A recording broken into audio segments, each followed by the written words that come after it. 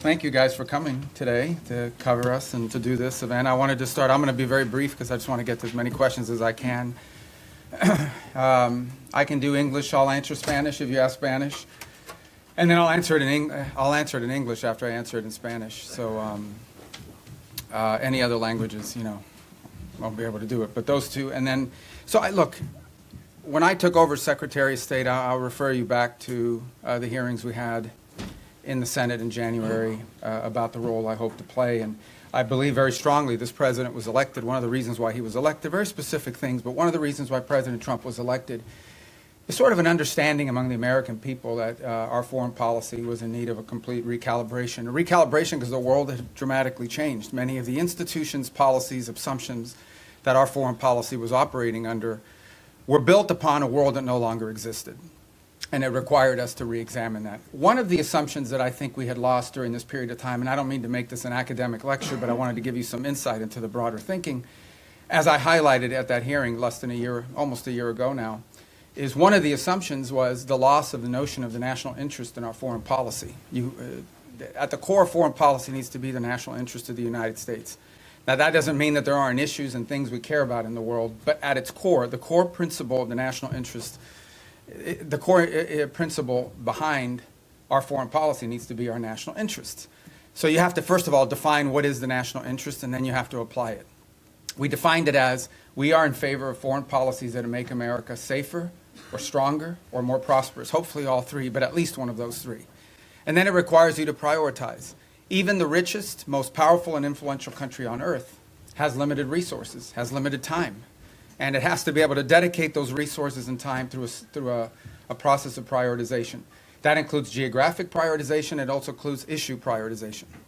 And that's what we intend to do here. Then you have to have the mechanisms of foreign policy to deliver on it. In essence, you have to have a Department of State and a National Security Council and all the elements of U.S. foreign policy influence and power to deliver, to identify and then deliver on those priorities. And that's what we've attempted to do here, and I think we're well on our way to doing it. There's more work to be done. There's things we will improve upon. But generally speaking, it was the genesis behind the reorganization of the department, oftentimes applying reforms that secretaries of states of both parties, appointed by presidents of both parties, have long sought to do. And we're very proud of that going into effect and continuing to work forward. I think we generally avoided, massive disruptions to our operation, although any transition involves some disruption. But we're very happy with the way we empowered our regional bureaus, meaning our embassies and the folks at the desks here behind the regions have become more empowered and having influence over every element of our foreign policy, particularly how it's applied tactically. At the same time, one of the things we looked at is foreign aid. Foreign aid is not a separate activity of the United States government. It is an element and a tool of our foreign policy, and it should be used for the purpose of furthering the national interest. That doesn't mean we don't care about human rights. That doesn't mean we don't care about starvation. That doesn't mean we don't care about hunger. That doesn't mean we don't care about humanitarian need. What it does mean, however, is that even foreign aid, which is not charity, it is an act of the U.S. taxpayer. Now, American charities are free to give their money to whoever they want, as long as it's not a sanctioned entity. But the United States and the taxpayer money should be spent in furtherance of our foreign policy, should be spent in places and on things that further our foreign policy. And even that is not unlimited. We have a limited amount of money that we can dedicate to foreign aid and humanitarian assistance, and that has to be applied in a way that furthers our national interests. And that's what we have sought to do as well. And in that endeavor as well, we have empowered the regional bureaus and our embassies to play a dramatic role. In fact, they are not just the implementers of this. They, in many cases, are the ones that are suggesting and are leading the response. And so bringing the tools of foreign aid underneath the umbrella of our broader foreign policy has been an important and dramatic reform. Even in the midst of all that, we remain engaged around the world, including in conflicts that perhaps are not central to everyday life in America, but the president has made it a priority to be a peacemaker. And so you've seen us engaged, whether it's Russia, Ukraine, or India and Pakistan, or Thailand and Cambodia, which is an ongoing challenge, or the tragedy we see now in Sudan, or the potential for further strife in South Sudan and that falling apart. I mean, no matter our Armenia and Azerbaijan, we are always looking for opportunities, if possible, to play the role of a mediator that brings about the avoidance of war or the ending of conflicts. And obviously, in many of these cases, you can get people to the table and agree, and then there's the implementation process. And so we've made progress in many of these, particularly in getting them to agree to certain conditions. Obviously, it's ongoing work to make sure that those are implemented and applied. And some of these, conflicts have deep roots that go back many, many years. But we are prepared to be engaged and helpful in ways that perhaps other nations can't. We've been viewed as indispensable in that regard, and it's a role the President takes great pride in the promotion of peace around the world, and something he deserves a lot of credit for. He is personally engaged in all of this. Obviously, the big one was the situation with Gaza, which again is ongoing. There is now a ceasefire. There's that war is no longer going on at the scale and scope and all the other things that were going on before. But obviously there's more work to remain. We are still through the process of trying to implement phase 1 and lead to phase 2 and phase 3. That is a long-term project, some of which will extend beyond the 4 years of this administration, but I thought was a very important achievement as well. So we have a lot to be proud about. I know you probably have some specific questions, and we can get to those, but I wanted to let that, lay that out as the preface and predicate for everything we're going to do today. So I'm going to start. How do I start? I'm going to start from the back row forward, and then I'll just juggle in between. I'll be here pretty long, so we'll get to everybody. Don't get desperate. Don't get wild. All right, I'll start with this gentleman with the white hair in the back. Yes, sir. Ask you about Gaza. U.S. wants Pakistan troops to be in Gaza. Has U.S. got a consent from Pakistan that they will be sending their troops in Gaza for peace building and peacemaking? Yeah. Well, look, in fairness to all the countries we've talked to about being and having a presence on the ground, I think they want to know specifically, what the specific mandate, what the funding mechanism looks like.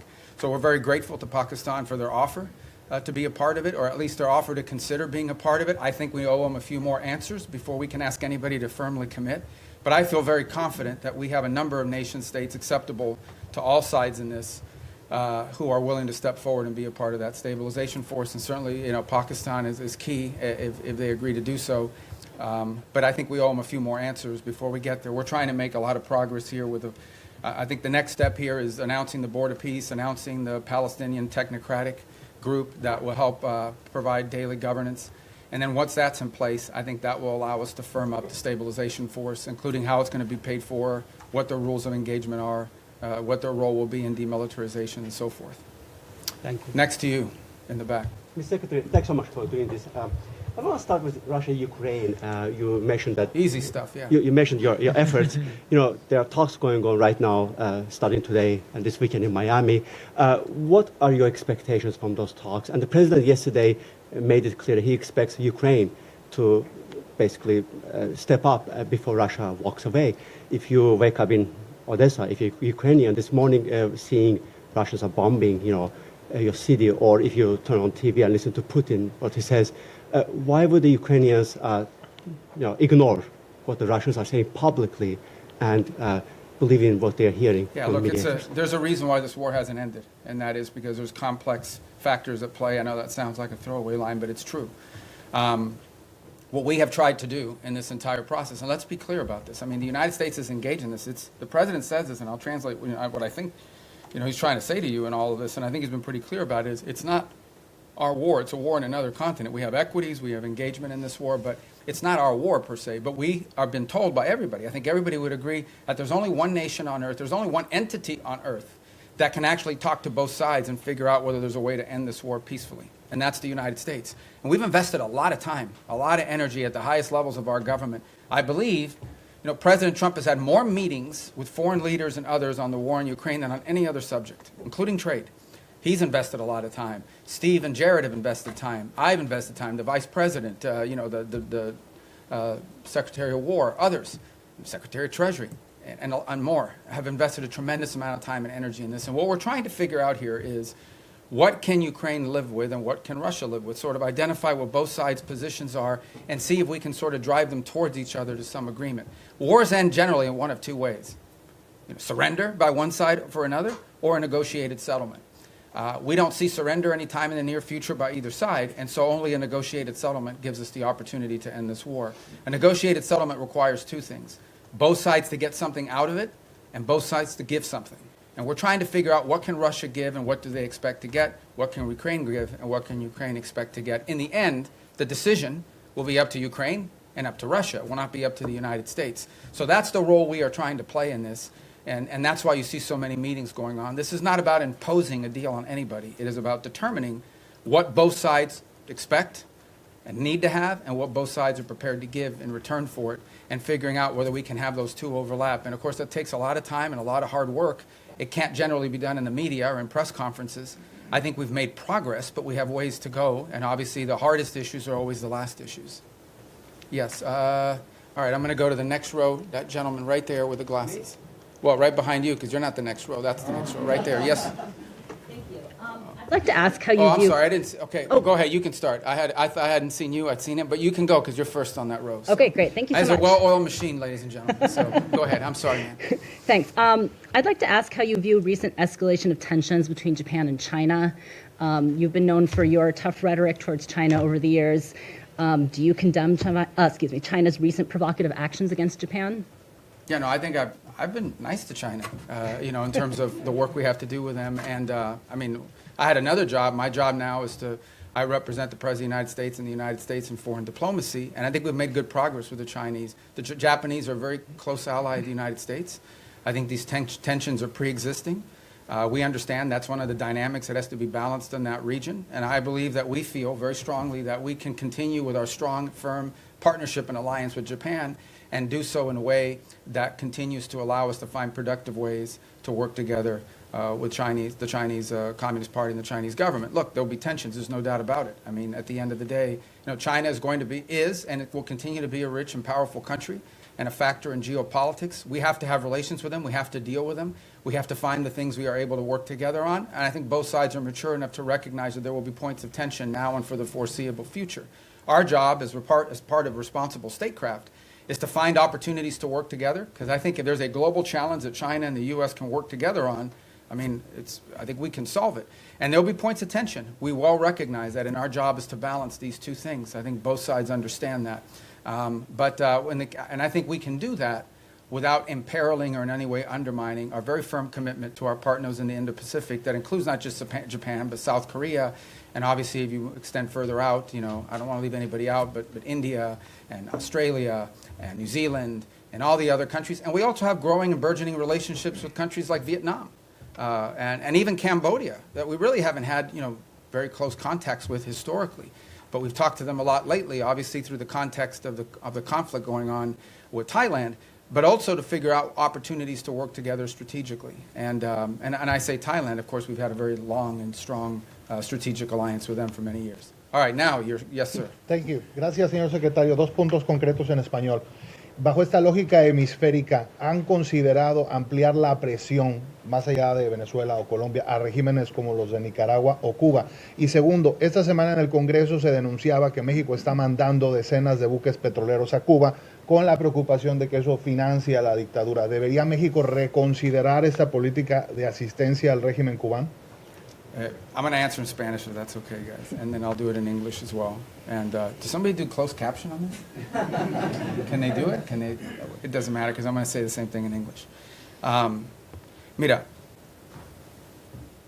la amenaza más importante que existe en la región es estos grupos terroristas criminales.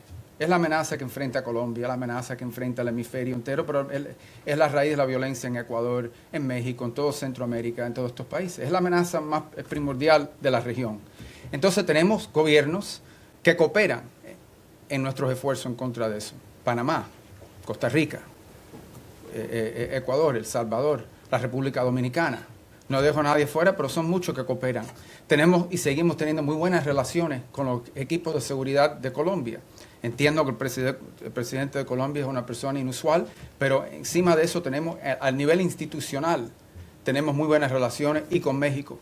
El gobierno de México está haciendo más en este momento en el tema de seguridad que jamás en su historia. Queda mucho por hacer, pero tenemos cooperación. En el tema de Venezuela no tenemos eso, tenemos un régimen ilegítimo que no simplemente no coopera con Estados Unidos, sino coopera abiertamente con elementos criminales. Por ejemplo, el ELN y la FARC operan abiertamente desde territorio venezolano. Entidades de narcotráfico operan abiertamente y con la cooperación del régimen de Maduro para mandar drogas como cocaína a Estados Unidos a través del Caribe, creando una situación muy grave de seguridad en muchísimos países, inclusive Trinidad, República Dominicana, etc. Así que Estados Unidos lo que simplemente está buscando es la seguridad del hemisferio, que incluye, por ejemplo, Haití también. y no hemos visto enfocado en eso. Obviamente los esfuerzos en contra de los barcos narcotraficantes saliendo de Venezuela han recibido mucha atención. Lo que no se habla lo suficiente, lo que estamos haciendo también en el mar Pacífico, donde hay esfuerzos andando también. La diferencia es que ahí tenemos la cooperación de gobiernos amigos. Lo que no se está hablando es lo que estamos haciendo junto con los mexicanos. Lo que no se está hablando es lo que estamos haciendo para crear una fuerza de estabilidad antipandilla dentro de Haití. Lo que no se está hablando es toda la cooperación que existen con todos estos gobiernos para llevar a cabo esta guerra en contra de estos elementos terroristas, criminales, que operan abiertamente dentro de nuestra región y que amenazan los estados de esta región. La buena noticia es que este nuevo año nos va a traer más gobiernos en el hemisferio que están dispuestos a cooperar en países como Bolivia, en Chile. Obviamente ya tenemos grandes amistades en lugares como Paraguay y Argentina. Y en fin, la reelección del presidente en Ecuador, la cooperación que existe en muchos países y esperemos poder ampliar esas relaciones con otros países también. Así que el esfuerzo se trata de eso y en eso estamos enfocados. Y obviamente tenemos que determinar cuáles son las fuentes de inseguridad en la región. Y esa fuente, la razón por la cual Venezuela ha recibido tanta atención, es porque Venezuela es un país que no simplemente, es un régimen ilegítimo, que no simplemente no coopera con nosotros, sino abiertamente coopera con elementos criminales y terroristas, incluyendo Hezbollah, Irán y otros.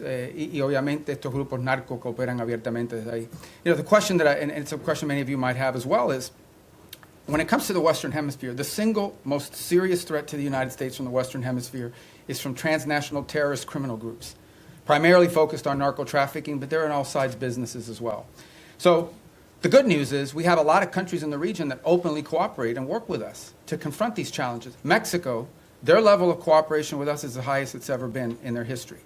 Throughout Central America, for the most part, except for maybe Nicaragua and to some extent Honduras, we've had great cooperation from Ecuador, from El Salvador, from Ecuador being in South America, but across the Pacific coast where we're also undertaking efforts. Guatemala, Costa Rica, Panama, these are all nations that cooperate with us openly in search of stability in the region. You move to the Caribbean basin, in Trinidad, in Guyana, in Jamaica, in the Dominican Republic, countries that openly cooperate with us. Even Colombia, despite its unusual president, has institutions in that country that work very closely with us, and those ties remain unimpeded and unaffected. So all of this is very positive. There's one place that doesn't cooperate, and it's the illegitimate regime in Venezuela. Not only do they not cooperate with us, they openly cooperate with terrorist and criminal elements. For example, they invite Hezbollah in Iran to operate from their territory. But they also allow the ELN and the FARC dissidents not just to operate from inside of Venezuelan territory, to control Venezuelan territory, unencumbered, unimpeded.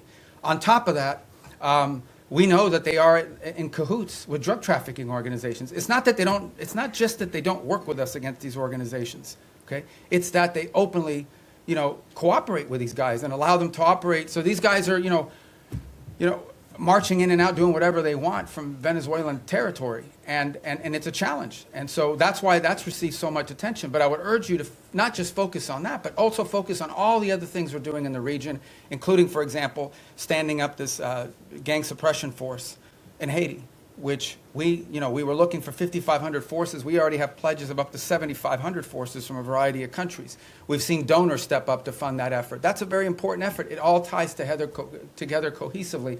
But the goal here is to bring security and stability to the hemisphere, to the region we live in, okay, which has not received enough attention. To bring the elements of American power to achieve that, to do it in partnership with as many countries as are willing to work with us in that regard.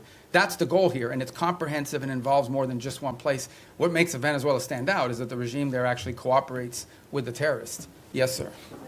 In that row right there. Yeah, right there in the middle. On the hemisphere, the White House recently put out the national security strategy, essentially reorienting towards the Western Hemisphere. It was How good, is the right? strategy I wrote that myself. going to? Yeah.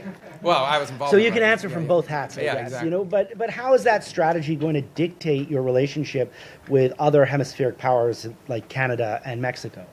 No, I mean, we want to partner with as many people. I mean, they face the same threats that we do. I mean, it's Mexican mayors that are being assassinated in public squares. It's Mexican journalists that are being assassinated. It's parts of Mexico and institutions in Mexico that in some cases are compromised, usually through threat. by these elements. They recognize it, which is why they're partnering with us. Of course we want to work with other governments in the region to confront this challenge, and in most cases we have cooperative places. Now, we don't have that from Nicaragua or Cuba, but obviously didn't have it historically from Bolivia. We hope and expect that that will change. And we certainly don't have that from the regime in Venezuela, who actually don't just not cooperate with us, they openly cooperate with narco-trafficking elements that use Venezuela as a transshipment point. Yes, ma'am. Yes, thank you, Mr. Secretary. Today you had the second round of direct negotiations between Lebanon and Israel. Do you foresee a potential deal between these two countries without another round of war? And the second question, if I may, on Sudan. We know, Mr. Secretary, it's a civil war, but also there's a regional factor here. Where the U.S. A regional what, I'm sorry? Factor Okay, in this yes. war. Where the U.S. stands here, and what's a red line for you? Is a divided Sudan is a red line for the U.S.? Yeah, let's separate the two because they're both easy questions, right? So the first one is we're hopeful. Look, at the end of the day, the goal everybody shares is a strong Lebanese government that controls the country, and Hezbollah is disarmed. They're no longer an armed element that can threaten Israel's security. That's the goal here. And we have tried to, in a cooperative way, to do everything we can to empower the Lebanese government to have the ability to do that. And so I hope that's what these talks are aimed towards, and we'll be supportive in every way we can to achieve that outcome. What I think is abundantly clear to everybody is no one is in favor of a Hezbollah that can once again threaten the region, act as a direct Iranian proxy, and obviously if they threaten Israel, we're not going to have peace. So we are hopeful that the talks between Lebanese authorities and the Israelis will create outlines and a way forward that prevents further conflict. I think I don't speak for the Israeli government. I can only tell you and echo what they've said publicly, and that is that if they feel threatened by Hezbollah, they will take actions in their defense against them. So we all would hope that we could avoid that, right? We would all hope that in order to have peace, you have to avoid that, and the best way to avoid it is to have a strong Lebanese government that can actually control the country, and that Hezbollah is no longer an armed threat to Israel or to the Lebanese state. And that's what we're committed to hoping to achieve. And we hope that, I can't speculate on what the talks will lead to, but we'll do everything we can to make them productive. On Sudan, you've rightfully outlined, I mean, there are regional elements to this. I mean, there are clearly both sides, you know, the SAF and the RSF have supporters from outside of Sudan's borders that are involved, and we've been engaging with those countries. It's not just countries that are providing them weaponry and equipment, it's also countries that are providing transshipment, particularly to the RSF to receive weapons, in some cases advanced weaponry. Our goal right now in the short term, and what we've emphasized to everybody, including in my calls with leaders in the UAE, leaders in Saudi Arabia, we're very engaged in that. Our special envoy, Massad Boulos, just returned from the region, meeting with the Egyptians, with the Saudis, with the UAE, and others. We've also been in collaboration with the UK on some of this. Our goal, the immediate goal we have, is a cessation of hostilities, okay, a humanitarian truce going into the new year that allows humanitarian organizations to be able to deliver aid to the people in great distress. Right now, that's not possible. We are hearing, continue to see reports of humanitarian convoys actually being struck on their way in. And so you can just imagine what's amazing to us is these convoys are struck and the rest of the convoy continues. That's how committed these groups are. But what we said to everybody on it is that what's happening there is horrifying. It's atrocious. That one day the story of what's actually happened there is going to be known and everyone involved is going to look bad. And we have played the role we have played is a convening role in bringing the parties to the table. So I think we will know more very soon about whether this is possible. One of the challenges and frustrations in Sudan has been that one side or the other will commit to certain things and then they won't live up to those commitments. They'll agree to anything and implement nothing. And oftentimes what happens is when one side feels like they're making advances in the battlefield, they don't necessarily see the need to concede at that point because they believe they're on the verge of achieving some success on the ground and a truce would set them back. But what we've emphasized is none of these groups can operate without the support they're receiving externally. So we have been engaging with the countries involved from the outside to ensure that they are at the table and that they are pushing for the same outcome that we want, which is phase one, a humanitarian truce that at a minimum allows us to deal with the humanitarian calamity that occurs there. And obviously we hope that while that truce is ongoing, we can focus on the other elements that led to this conflict and help to resolve some of those. But our number one priority we're focused on, 99% of our focus is this humanitarian truce and achieving that as soon as possible. And we think that the new year and the upcoming holidays are a great opportunity for both sides to agree to that. And we're really pushing very hard on that regard. Yes, sir. Right there, because I missed Secretario you. Rubio, en español, Sí. si me permite. El presidente Trump ha llamado al presidente Gustavo Petro drug leader y ha usado, digamos, términos Bueno, él fuertes también ha y- dicho cosas a nosotros. Totalmente, Ok, pero totalmente. Claro, ok. Secretario Rubio, ¿hay alguna prueba o por qué esta administración llama a Gustavo Petro? Quisiera saber por qué esta administración llama a Gustavo Petro un líder del narcotráfico. Y por último, secretario, si usted considera eventualmente ante la invitación que hace Gustavo Petro ahora al presidente Trump o a usted ir a Colombia y conversar con Gustavo Petro. No, nosotros Gracias. conversamos con cualquiera. Desafortunadamente es una persona que no es muy estable en su pronunciamiento, pero no vamos a permitir que la actuación de un presidente que al fin su término termina pronto vaya a dañar la relación que existe entre Estados Unidos y Colombia, una relación muy cerca, una relación que se ha establecido a través de los últimos 50 años, una relación importante comercial, diplomática, militar, de seguridad, uno de los grandes socios y aliados que tenemos en la región. Y lo que queremos, no vamos a permitir que cualquier tipo de problema que existan con un individuo vaya a hacerle daño a esta relación tan importante.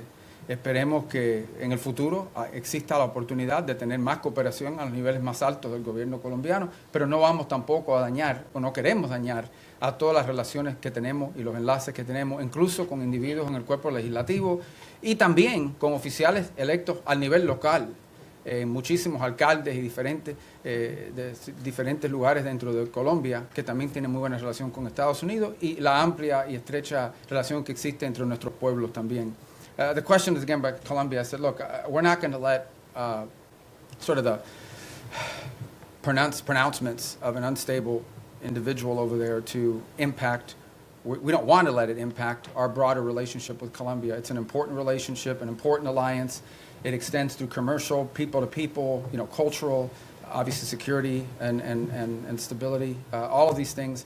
And our job is to try to the extent possible, maintain those strong ties between Colombia and the United States and not allow them to be imperiled by the pronouncements of one person. We would hope to see a day soon in which we have better relations with the leader of that country, but we're not going to let the fact that doesn't exist now, we're going to do everything possible to not let that impact the relationships we have with the people of Colombia, with the nation, with their economy, with their security forces, which are very important. This is a very important alliance, a very important strategic partnership, which we've built up through a lot of hard work over decades.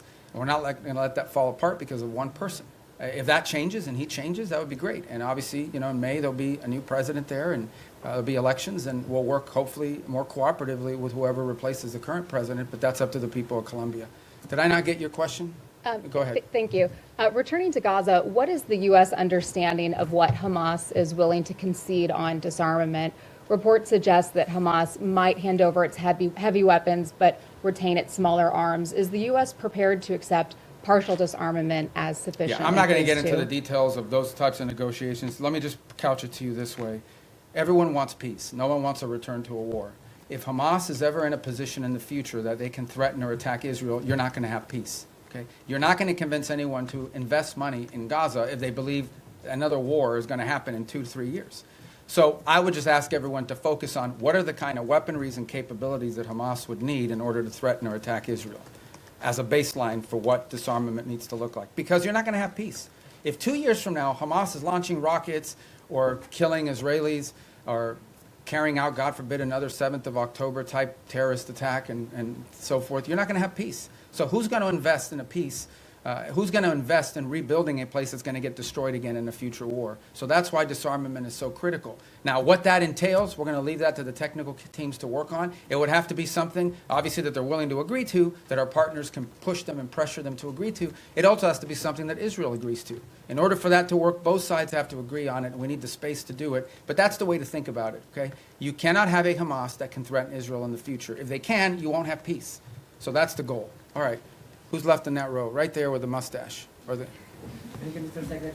Does the U.S. have the goal of removing Maduro from power? Do you expect any regime change this 2026? I would appreciate if you could answer both in English and in Spanish. In Spanish. Yeah. It sounds so much better in Spanish when I answer that question. No, Okay. but for my So colleagues, I'll yeah. start in English. Look, our goal is regional stability and security and the national interest of the United States. The national interest of the United States, specifically when it comes to Venezuela, is as follows. We have a regime that's illegitimate, that cooperates with Iran, that cooperates with Hezbollah, that cooperates with narco-trafficking and narco-terrorist organizations, inclusive, not just protecting their shipments and allowing them to operate with impunity, but also allows some of them to control territory, the ELN and the FARC-D. Okay? The ELN and the FARC dissidents operate openly. They have like open camps that they control territory inside of Venezuela. That is our national interest, and that is what this is focused on. And that's what the president's been focused on. And that's what we're conducting. And that's what we have been focused on the entire time. Because that is the threat to the national interest of the United States.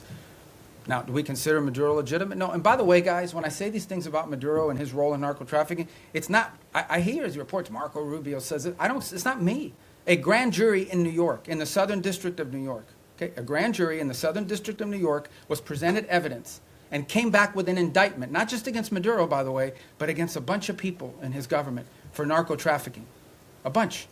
He had, his nephews or the nephews of his wife indicted, convicted in the United States for narco-trafficking. Like this was, until President Trump started doing something about these narco-trafficking links, nobody disputed that Maduro and his regime was in cahoots with narco-traffickers. Not to mention the fact that they unleashed Trinidad gangs on the United States.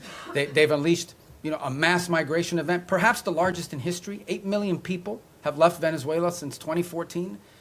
So also destabilizing all the countries in the region who have had to assume people that are fleeing this illegitimate regime. So, but nobody disputed the drug links. So that's what the president's been focused on, and that's the problem. And that's the problem in Venezuela.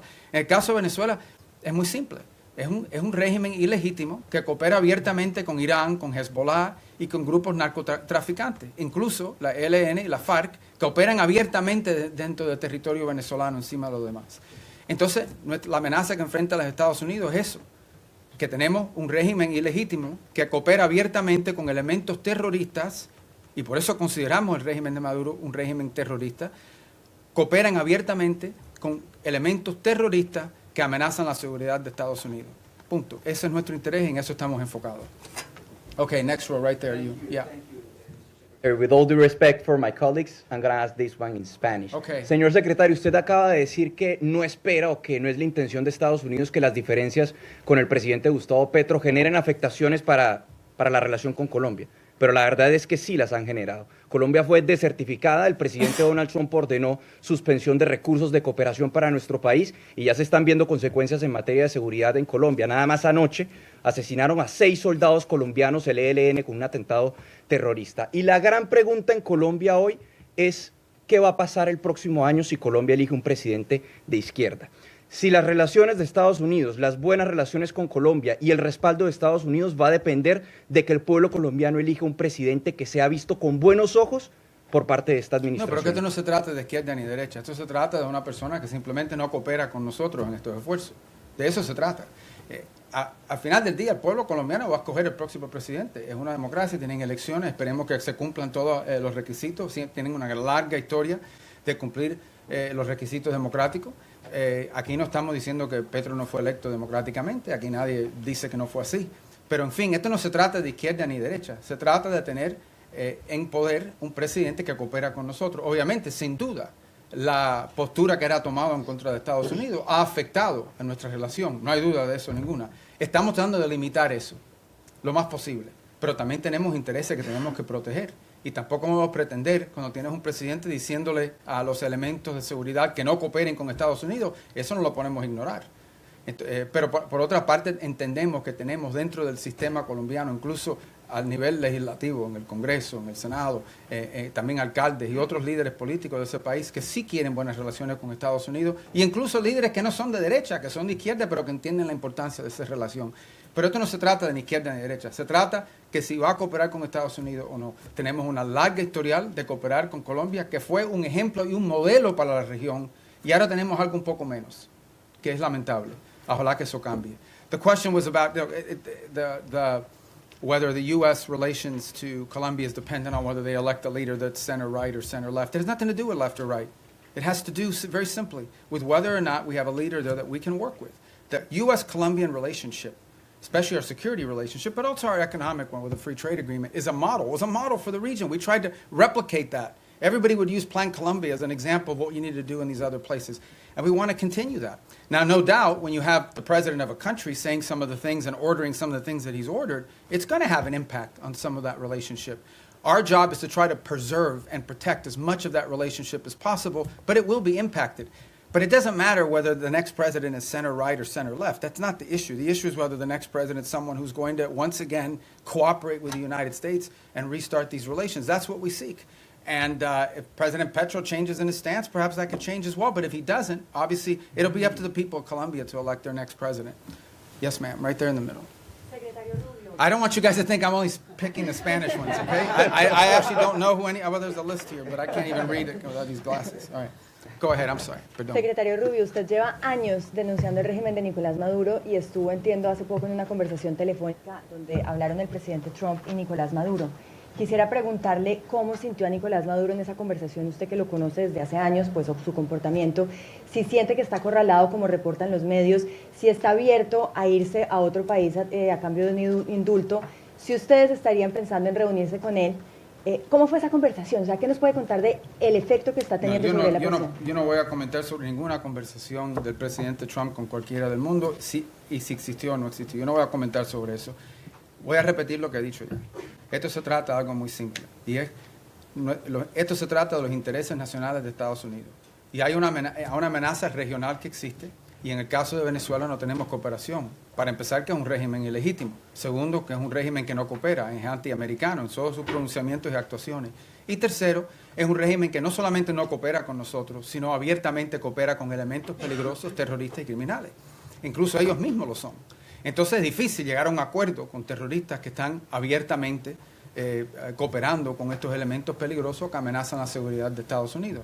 Encima de eso no voy a especular más. Pero va a haber guerra, secretario, porque ahorita en Colombia todo el mundo se está levantando, en Venezuela, con la posibilidad de que haya una guerra entre Estados Unidos y Colombia. Nosotros estamos protegiendo el interés nacional de Estados Unidos. Yo creo que, en fin, ese es nuestro derecho. Y también le diré que en Colombia debe haber mucha preocupación, que ha habido un ataque el día antes de ayer, o fue ayer, de ELN, o la FARC, creo que fue ELN, y ¿de dónde operan ellos? Abiertamente, de territorio venezolano, abiertamente, como si fueran un país soberano, operando abiertamente dentro del territorio venezolano. It's the same question, guys, and that is, the bottom line is very simple. Our interest in Venezuela and in the region is the national interest of the United States, and in Venezuela we have an illegitimate regime that not only does not cooperate with the United States, but openly cooperates with narco-terrorists and others who threaten the national security of our country. The gentleman in the middle. I'm going to try to get to everybody, I promise. But you guys, by then, your questions will be Thank you, Mr. more Secretary. specific. You said a few moments ago that everyone wants peace for Gaza, and yet by any metric, the Israelis are flouting the ceasefire that President Trump negotiated by killing an average of 2 children a day, not allowing the agreed-upon humanitarian aid into Gaza. How long can this continue? How long can the Israelis be allowed to show such disrespect to President Trump? Well, look, that's your characterization of it, about the term disrespect. What I would say is this. This was, first of all, it was a miracle that it happened in the first place. We all understand how difficult it was for that to come to the conclusion that it did, where the bombing and everything else, the scale and scope of what we saw ended, all the hostages were released, and we have relative peace right now for the most part, despite the things you're pointing to. That was very difficult. But this is not easy. Peace is a verb. It's an action. It's not a sentiment. Every single day will bring challenges. Every single day. We also have had instances, for example, over the last couple of weeks, where Hamas elements emerged from a tunnel, attached an explosive device to the side of a vehicle, and injured and almost killed Israeli soldiers. We still have this threat. We still have and see every single day Hamas openly taking steps to strengthen themselves within inside of those places in Gaza that they still control. We saw early on the atrocities they were committing in the streets against people as they were trying to show people how strong they were.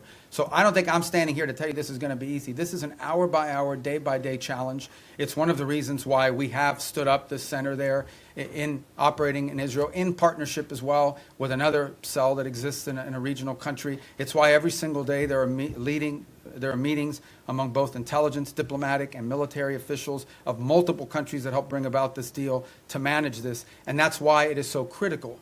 It is so critical and so key that we move to complete this first phase, that we move to put in place the border peace, get everybody agree to be a part of it, move to put in place this Palestinian technocratic organization so that they can begin to provide some governance structure and move to put in place the stabilization force. That's the goal here. But it's not going to be easy. Every day will bring new challenges to that. And we recognize those challenges are coming from all sides. Very quick follow-up there, but who's going to want to be a part of a stabilization force if Israel is effectively using Gaza as a free fire zone? Well, these are the things these are the things that we're working through right now. That's why it didn't happen yesterday.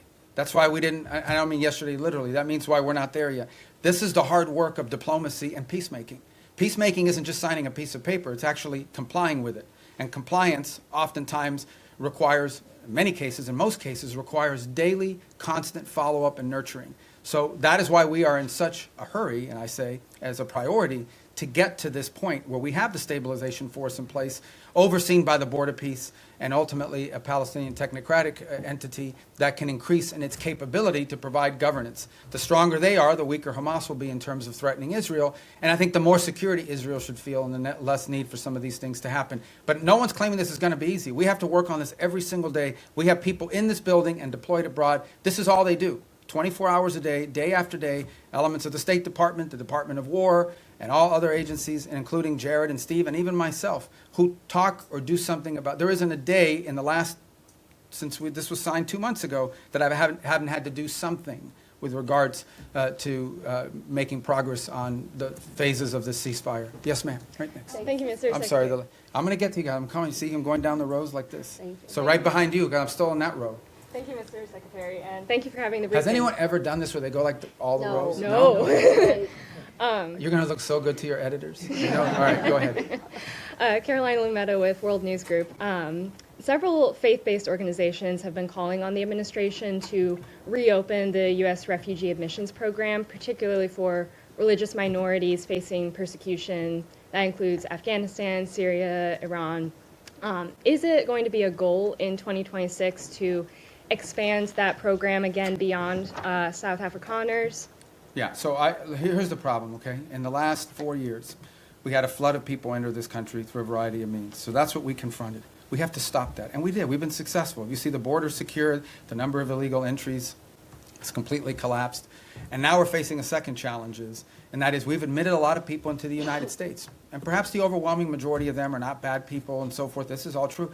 But there are people, we know, okay, for a fact, that there are people in this country who got in through some form of vetting that was wholly insufficient. And we've seen tragic evidence of that very recently, including people that we claim to have vetted. So, why does that happen? Because there are some places where you can't vet people. You can only vet people on the basis of information you have about them. But that information is oftentimes dependent on whether there's some local authority that actually has any information about them. Okay, so that is the challenge we're facing, which is why the president has sort of put a stop to all of these things until these systems for admitting people into our country can be improved. But I think everyone would understand that after a flood of 15 to 20 million people into our country, almost unrestrained in some extent, over the last 4 years before taking over in January of this year, there's a desire in our country to put a stop to that until we can fix these processes to ensure that not only do we know who's in the country now, but in the future, we're not going to face some of these challenges that we faced in the past. So, look, the United States remains the most generous country in the world when it comes to legal immigration. This year alone, close to 1 million people will enter this country legally and have their green card and go to war. But we do have a right, like every sovereign country does, to know who you are, why you're coming, what you've done in the past, and what we think you might or might not do in the future. We have a right. We have a right to make sure that you're not going to come to this country and pose a burden on our social safety network. All of these things are rights of sovereign countries. A bunch of sovereign countries in the world do it. Most of the countries in the world have far more restrictive immigration policies than the United States has ever had. But we are in a special period right now. This is not like business as usual.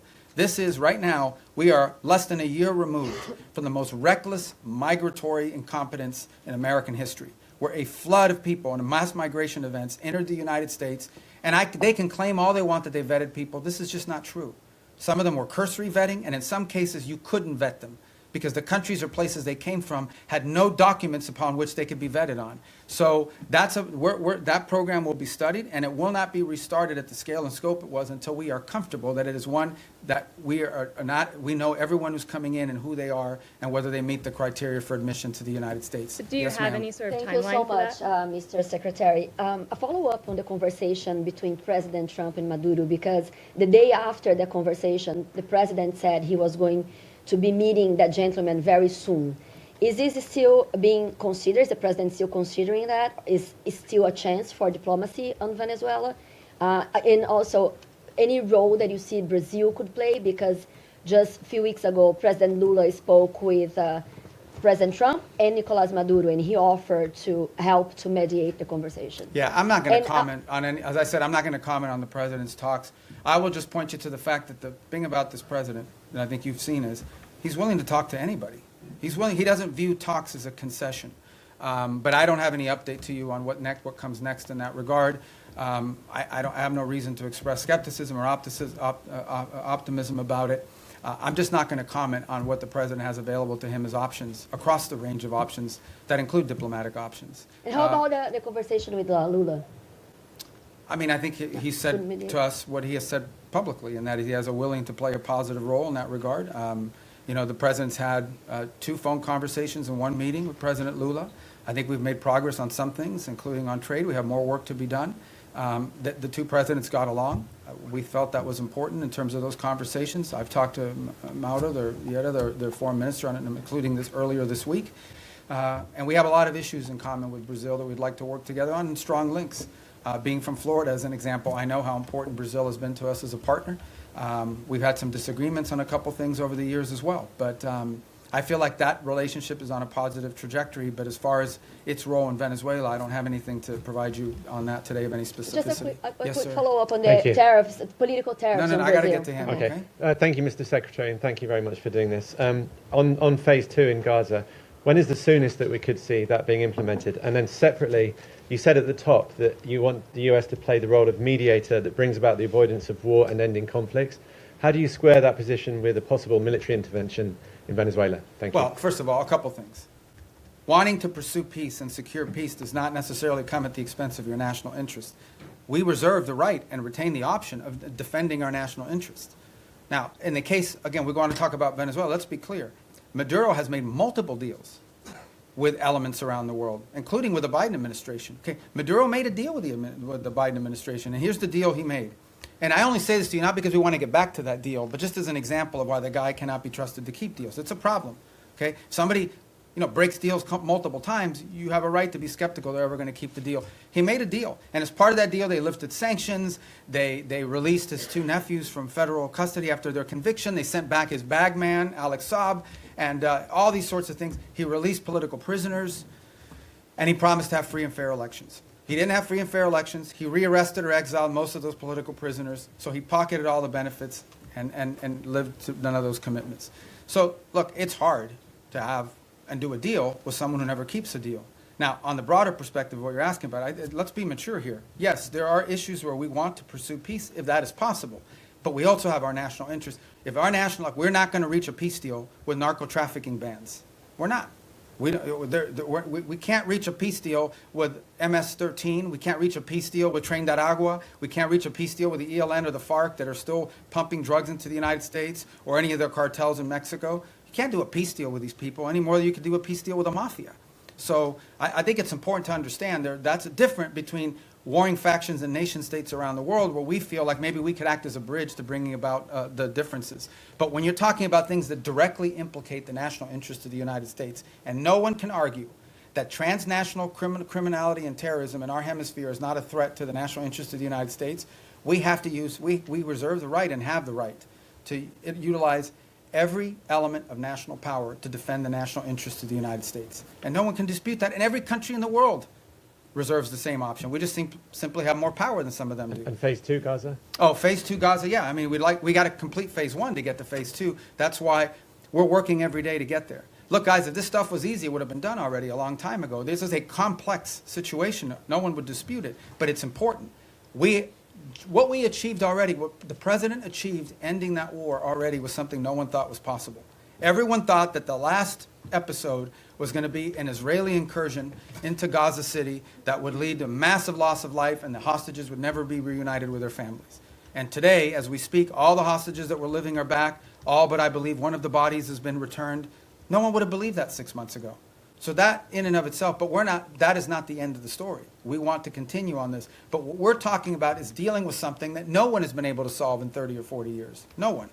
And it's going to take some time. But I feel generally optimistic that we have the right people at the table with the right motivations to make it happen.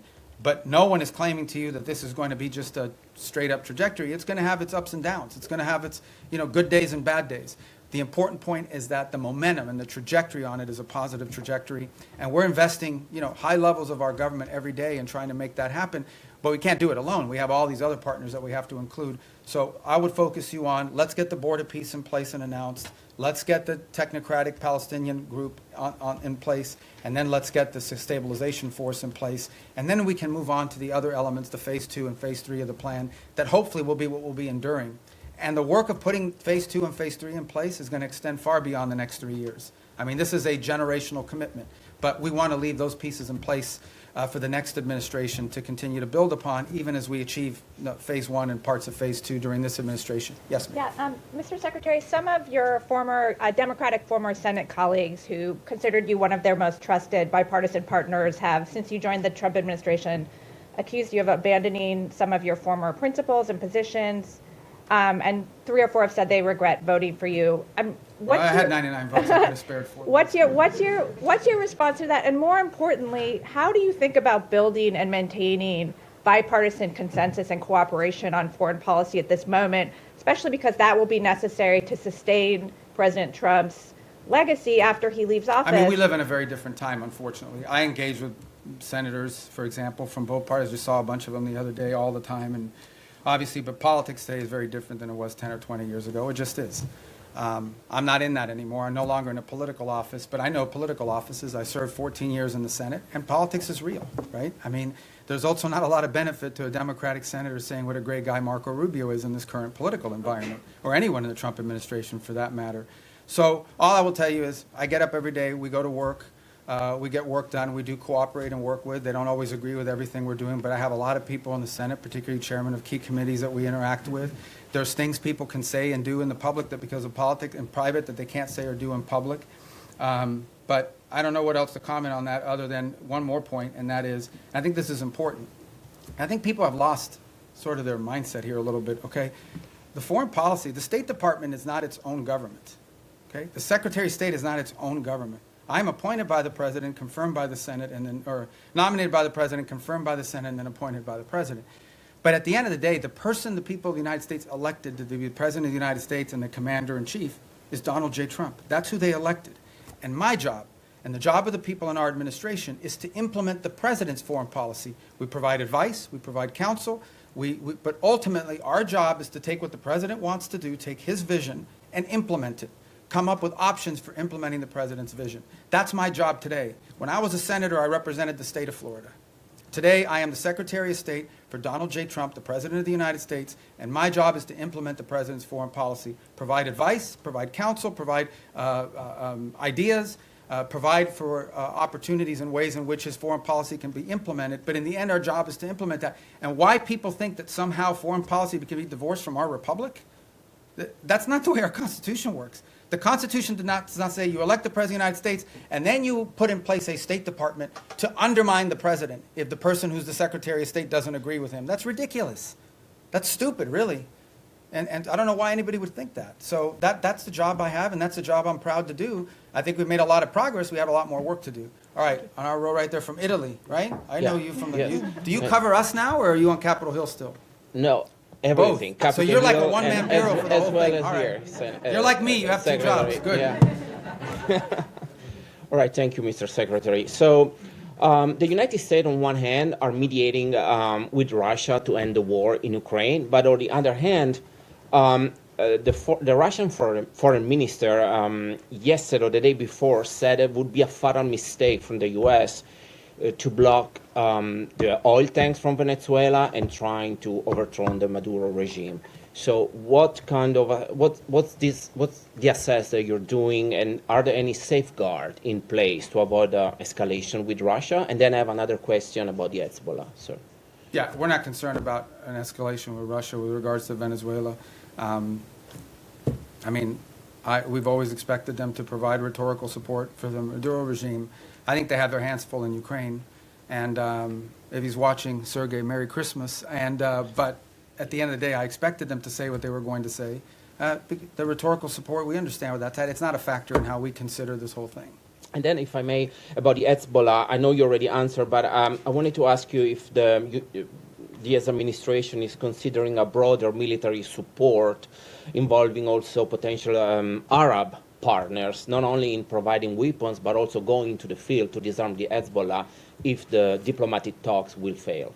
Well, I've not heard anyone sort of suggest that at the level of detail that you've talked about. I think regionally, for example, if you talk to the Syrian authorities, they're very concerned about Hezbollah. I think most of the countries in the Gulf region view Hezbollah as an agent of Iranian influence and Iranian action. But as far as what you're discussing, which is sort of a coalition of armed units going into Lebanon to disarm Hezbollah, I've not heard that proposed by anybody. Perhaps you have, but I haven't, and that's not certainly something we've been...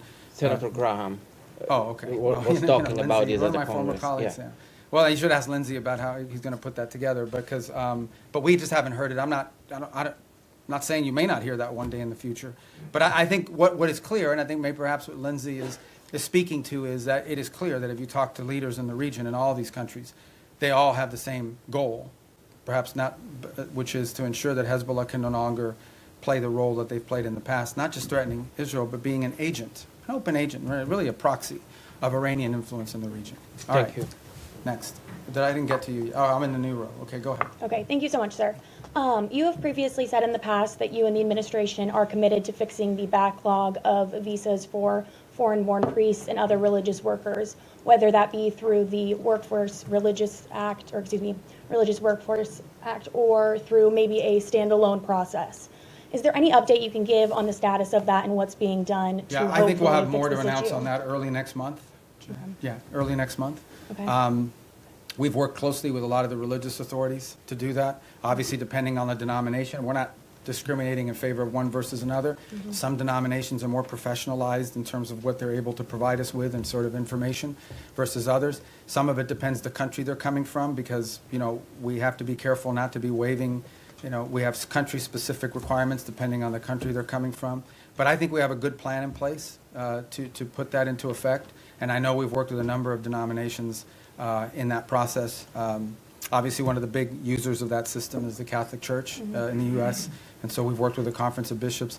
And I think we're going to get to a good place. We don't have it ready yet. All this takes time to put together, but we're moving quickly, and I think we'll have something positive about that at some point next month, hopefully in the early part of next month. Thank you yes, so sir. much. Thanks, Mr. Secretary. White House Chief of Staff Susie Wiles said that the U.S. would need congressional approval to conduct ground strikes in Venezuela.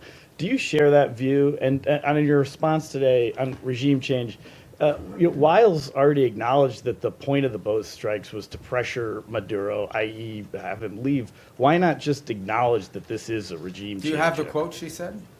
That this is No, but do you have the quote? to cry uncle. I Yeah, believe so, is the okay, quote. so cry uncle, all right? I guess in Spanish you would have to say tío. But I think, I don't know how that, you can interpret any way you want. But at the end of the day, it is clear that the current status quo with the Venezuelan regime is intolerable for the United States. The status quo, that they operate and cooperate with terrorist organizations against the national interest of the United States. Not just cooperate, but partner with and participate in activities that threaten the national interest of the United States. So yes, our goal is to change that dynamic. And that's why the president's doing what he's doing. Change that dynamic by ensuring that no one wants to get on drug boats anymore. People were just going out there, openly without any fear of the reaper. And now I think people understand, it's not a good idea. By the way, we haven't had a strike in the Caribbean Basin in almost 5 weeks. Do you know why? It's not because we stopped looking. It's because no one wants to get on a boat anymore and do that. So it's been effective at cutting that down. Now, there's been strikes in the Pacific. So the bottom line is that, sure, our goal is to, what's the point of doing something? But the change, people want to focus on regime this and this and that. The goal here is very simple. The national interest of the United States. The President of the United States was elected to protect the American people, to protect America. That's what he was elected to do. It's one of his fundamental promises that Donald J. Trump made when he was elected President of the United States, is I am going to protect this country. Protect us from what? From the threat of terrorism, from threats to our economy, and from threats these drug organizations and these terrorist organizations pose against the United States. And if you are an ally, a friend, a partner, or cooperate or participate in activities that threaten the United States, you're going to have a problem with President Trump. I think the only shocking thing here is that a lot of people say that. People run all the time for office. I'm going to take on the cartels. I'm going to do this. He's actually doing it. He's not doing anything he didn't say he was not going to do during this campaign. He said he was going to go after the cartels. And now he's going after the cartels, and everybody's shocked. Don't be shocked. This is a man who was elected president because he says and then he does. He doesn't just say and then forget about it. In congressional approval on land strikes, do you think that the United States does need to go to Congress in order to conduct land strikes in Venezuela? Well, look, I'm not going to speculate about things that haven't happened and may never happen. I'm not going to speculate on that. All I'm going to tell you is that two things. And I remind Congress all the time. By the way, I was very consistent on this position because it was my position when I was in the Senate. Number one, no administration, Republican or Democrat, has ever accepted the War Powers Act as being constitutional. That said, multiple administrations, including this one, have sought congressional approval and or certainly congressional notification of actions taken. Why? Because American action is always strongest when it has the buy-in and the participation of a broad set of actors. Now, given our current political climate, that's not always easy because we do have people today in politics that are against everything that President Trump is for. It doesn't matter what it is. It doesn't matter if they themselves had the same position. If it's President Trump's idea, they're against it reflexively. Okay? That's the nature of the current climate in our politics. But I can tell you that to this point, nothing has happened that requires us to notify Congress or get congressional approval or cross the threshold into war. We have very strong legal opinions.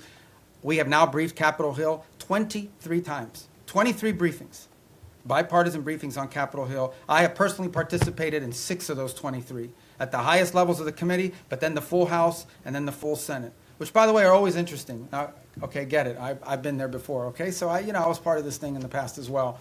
But you do this briefing, you answer all their questions, and then they go out and tell people, we heard nothing, we saw nothing, that we were pleased with. They already had their answer before they went in, but we do them anyways.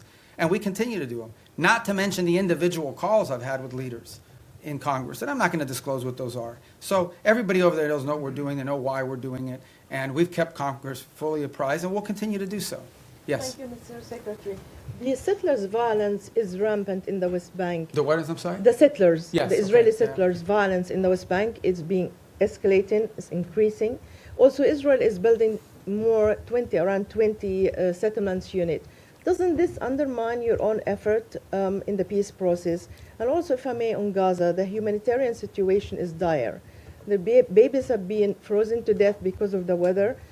Tents have been flooded. Is this anything that the United States can do to alleviate the suffering of the civilians in Gaza? Yeah. In the case of the West Bank, we have, and you've seen our embassy even has put out statements and comments about specific incidents there that we're concerned about, that we do think, create a point of strong friction in the broader effort. And our own embassy, and Ambassador Huckabee has spoken to this as recently as a couple weeks ago, very firmly, I believe. And so we'll continue to communicate that as we have and make our opinion known in regards to its impact on the broader challenges. In the case of humanitarian, absolutely. I mean, this is the reason why that group is set up there every single day. We've been successful at opening new corridors. We want to continue to see that increase.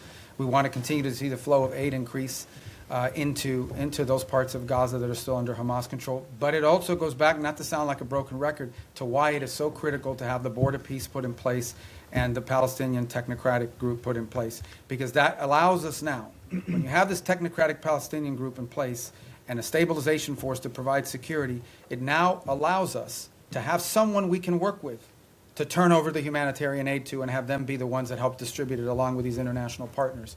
That's what the point we're trying to get to, that we can get to a point where that is, and part of the thing with humanitarian aid is also security. Someone has to provide security for these convoys as they go in, because oftentimes they have been attacked, they've been looted, they've been so forth. We don't have a force that can do that right now unless the Israelis are going to go in, and that would violate the ceasefire. But if we have a stabilization force on the ground, they could provide security. And then the technical side of it, the logistical side of it, along with the international partners, is what the Palestinian Technocratic Organization can do. That is why we are in such a hurry to finalize that phase of this deal so that the aid can flow. And not just aid, then we can move from aid to reconstruction, which is the goal everybody has. You want to reach a point at which you're not providing aid because Gaza has an economy, and it's not an economy controlled by Hamas. But we can't get to that stage until we can secure the place. And that's why we're in such a hurry to finalize that phase of the deal. Yes, sir. Vladimir Putin today I thought you were introducing yourself. No, Vladimir. I'm Vladimir definitely Putin. not. definitely not. Vladimir Putin. What are you doing here? Yeah. Go ahead, Nick I'm Schiffer sorry. in PBS NewsHour. Vladimir Putin had his own end-of-year press Today? conference today. Oh, he's trying to step on my message. Yeah. His went, I think, 4 hours, so we got, well, we don't got at worry least about 3 that hours. And he said he was willing to end the war in I Ukraine. bet you he didn't do it in Spanish. He did not. All right. Go ahead. I'm sorry. No, it's all right. He said he was willing to end the war in Ukraine based on principles he had outlined last summer, and that included a complete Ukrainian withdrawal from 4 regions, most of which are not occupied by Russia, recognition of occupied Russian territory in Ukraine, and the complete lifting of sanctions. That goes beyond some of the recent conversations you've been having. So do you think Putin is serious about peace, and is the U.S. willing to recognize occupied Russian territory in Ukraine? Look, I think ultimately there is what people say, and I'm not claiming that that's not his position. I'm just saying there's what people say and then what people do. In the end, we're not going to base our approach to finding peace here on the basis simply of what people are saying. We're going to base it on what people are willing to agree to, what countries are willing to agree to. Our role is very simple. We try to understand what the Russian position, how much can they give and what do they have to have. We understand the Ukrainian position, and we try to find whether those two things can overlap. Maybe that happens this week. Maybe that happens next month. Maybe that's not ready for a few months. That's not up to us. That's up to the two sides. In the end, it's up to them to make a deal. We can't force Ukraine to make a deal. We can't force Russia to make a deal. They have to want to make a deal. The role we're trying to play is a role of figuring out whether there's any overlap here that they can agree to. And that's what we've invested a lot of time and energy and continue to do so. That may not be possible. I hope it is. I hope it can get done this month before the end of the year. I want it to end as soon as possible. I know the president is deeply committed to helping it end. I know this, though. We're the only ones that can do it. If we were not involved, no one would be talking to both sides. The UN can't do it. But who else is going to do it? Nobody in Europe can do it. So I think the one thing people should have is an expression of gratitude that President Trump is willing to continue to engage in this despite the fact that we haven't yet gotten the outcome that he hopes to have, because no one else could do it. And so that's what we're trying to do here. So this whole narrative that we're trying to force something on Ukraine is silly. We can't there's no peace deal that Ukraine, there is no peace deal unless Ukraine agrees to it. But there's also no peace deal unless Russia agrees to it. We are just trying to find whether there's common ground that we can make happen. And maybe that's not possible. Maybe it is. Maybe that's not possible right now. But we don't think our work could potentially serve as a baseline for that in the future. Maybe it is possible now. We're going to continue to test it and see where we can get to. Is the U.S. willing to recognize occupied territory? I'm not going to speak on any specifics of any deal because we're not going to be able to negotiate a peace deal, especially one like this, in the media. Suffice it to say, let me just put it to you this way. There can't be a peace deal unless Ukraine agrees to it. And there can't be a peace deal, of course, unless Russia agrees to it. But remember that. Any peace deal is one that Ukraine has to agree to because they're a combatant. If Ukraine says we don't agree to it, there won't be peace. So our job is not to force anything on anyone. It is to try to figure out if we can nudge both sides to a common place. And guys, in a conflict like this, in a war like this, that's not easy. It takes a lot of time. We're going to have some patience with it, unfortunately. It's already gone longer. But understand why the president cares about this. Okay? Because let's be honest here, and I'm not trying to diminish this, okay? Because it's an interesting position to be in. The United States we don't provide weapons to Russia. We only provide weapons to Ukraine. The United States doesn't sanction Ukraine. It's only sanctioned Russia. And yet we are still the only country in the world that can talk to both sides. So let's be clear about the role we've played in this so far. I mean, we're the only ones that can. So I don't mean to be dismissive of why this matters or it's important, because this is going on in another continent. We've got issues in our own hemisphere we need to be dealing with. That if you were to ask prioritization, I would argue that something in our hemisphere from our national interest is more important than something in another continent. But it doesn't make Ukraine and Russia unimportant. We care about it. That's why we're involved in it. But by the same token, why does the president care? I'll tell you why. This week, 9,000 people will die, including like 5,000 or 6,000 weekly Russian casualties, okay, in a war. This is a bloody, nasty conflict. In the same time, the entire electric grid, the entire infrastructure of Ukraine is being destroyed almost as fast as it's being rebuilt. Every week that goes by, the cost of rebuilding that country gets exponentially higher. It is now becoming generational reconstruction. This is a very damaging war that's going to have incredible implications. There are now hundreds of thousands of Ukrainians, probably maybe in millions, who have not lived in Ukraine in years. They've been displaced to other countries. The implications of this long term for Ukraine are dramatic, and for Russia too, but for Ukraine, if we're focused on them. This is why the president wants to end it. He thinks it's a bloody, nasty, horrifying war, and he doesn't like wars. He really doesn't like wars. He thinks they're a waste of money, time, and talent. and he wants this one to end. And we're doing everything we can to end it. And it may or may not be possible, but we're certainly going to keep trying. Yes, sir. Thank you. I promise you we're going to go through here. Do you have a deadline or something? I know, but let me get to the roads, because if not, if I break up the road thing, you're going to screw up the whole plan I have for today. Go ahead. Thanks, Mr. Secretary. If I can turn internally for a moment, a recent survey by the American Foreign Service Association found strikingly low morale among career diplomats in the U.S., some of whom reported that they feel like they can't freely express their opinions, that their candidate input is not welcome, and many of them are saying that they're actually thinking about career changes. I know you talked at the top about how change can be disruptive, but I wonder, how much does this concern you? Do you possibly see this as a feature, not a bug, or would you be happy to see people leave so that you can bring in a new crop of people? And then just briefly on your own role, you have 2 jobs right now.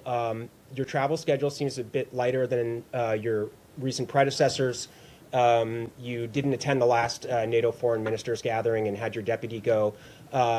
Are you fully performing the job of Secretary of State? Are you more of a national security advisor than a Secretary of State? Can you talk about that? Well, first of all, on the travel schedule, we have a lot of leaders keep coming here, too. So you talk about NATO, great example on NATO. I already went to a NATO meeting this year of all the foreign ministers. Then I went to the leaders meeting, which not all the foreign ministers were at.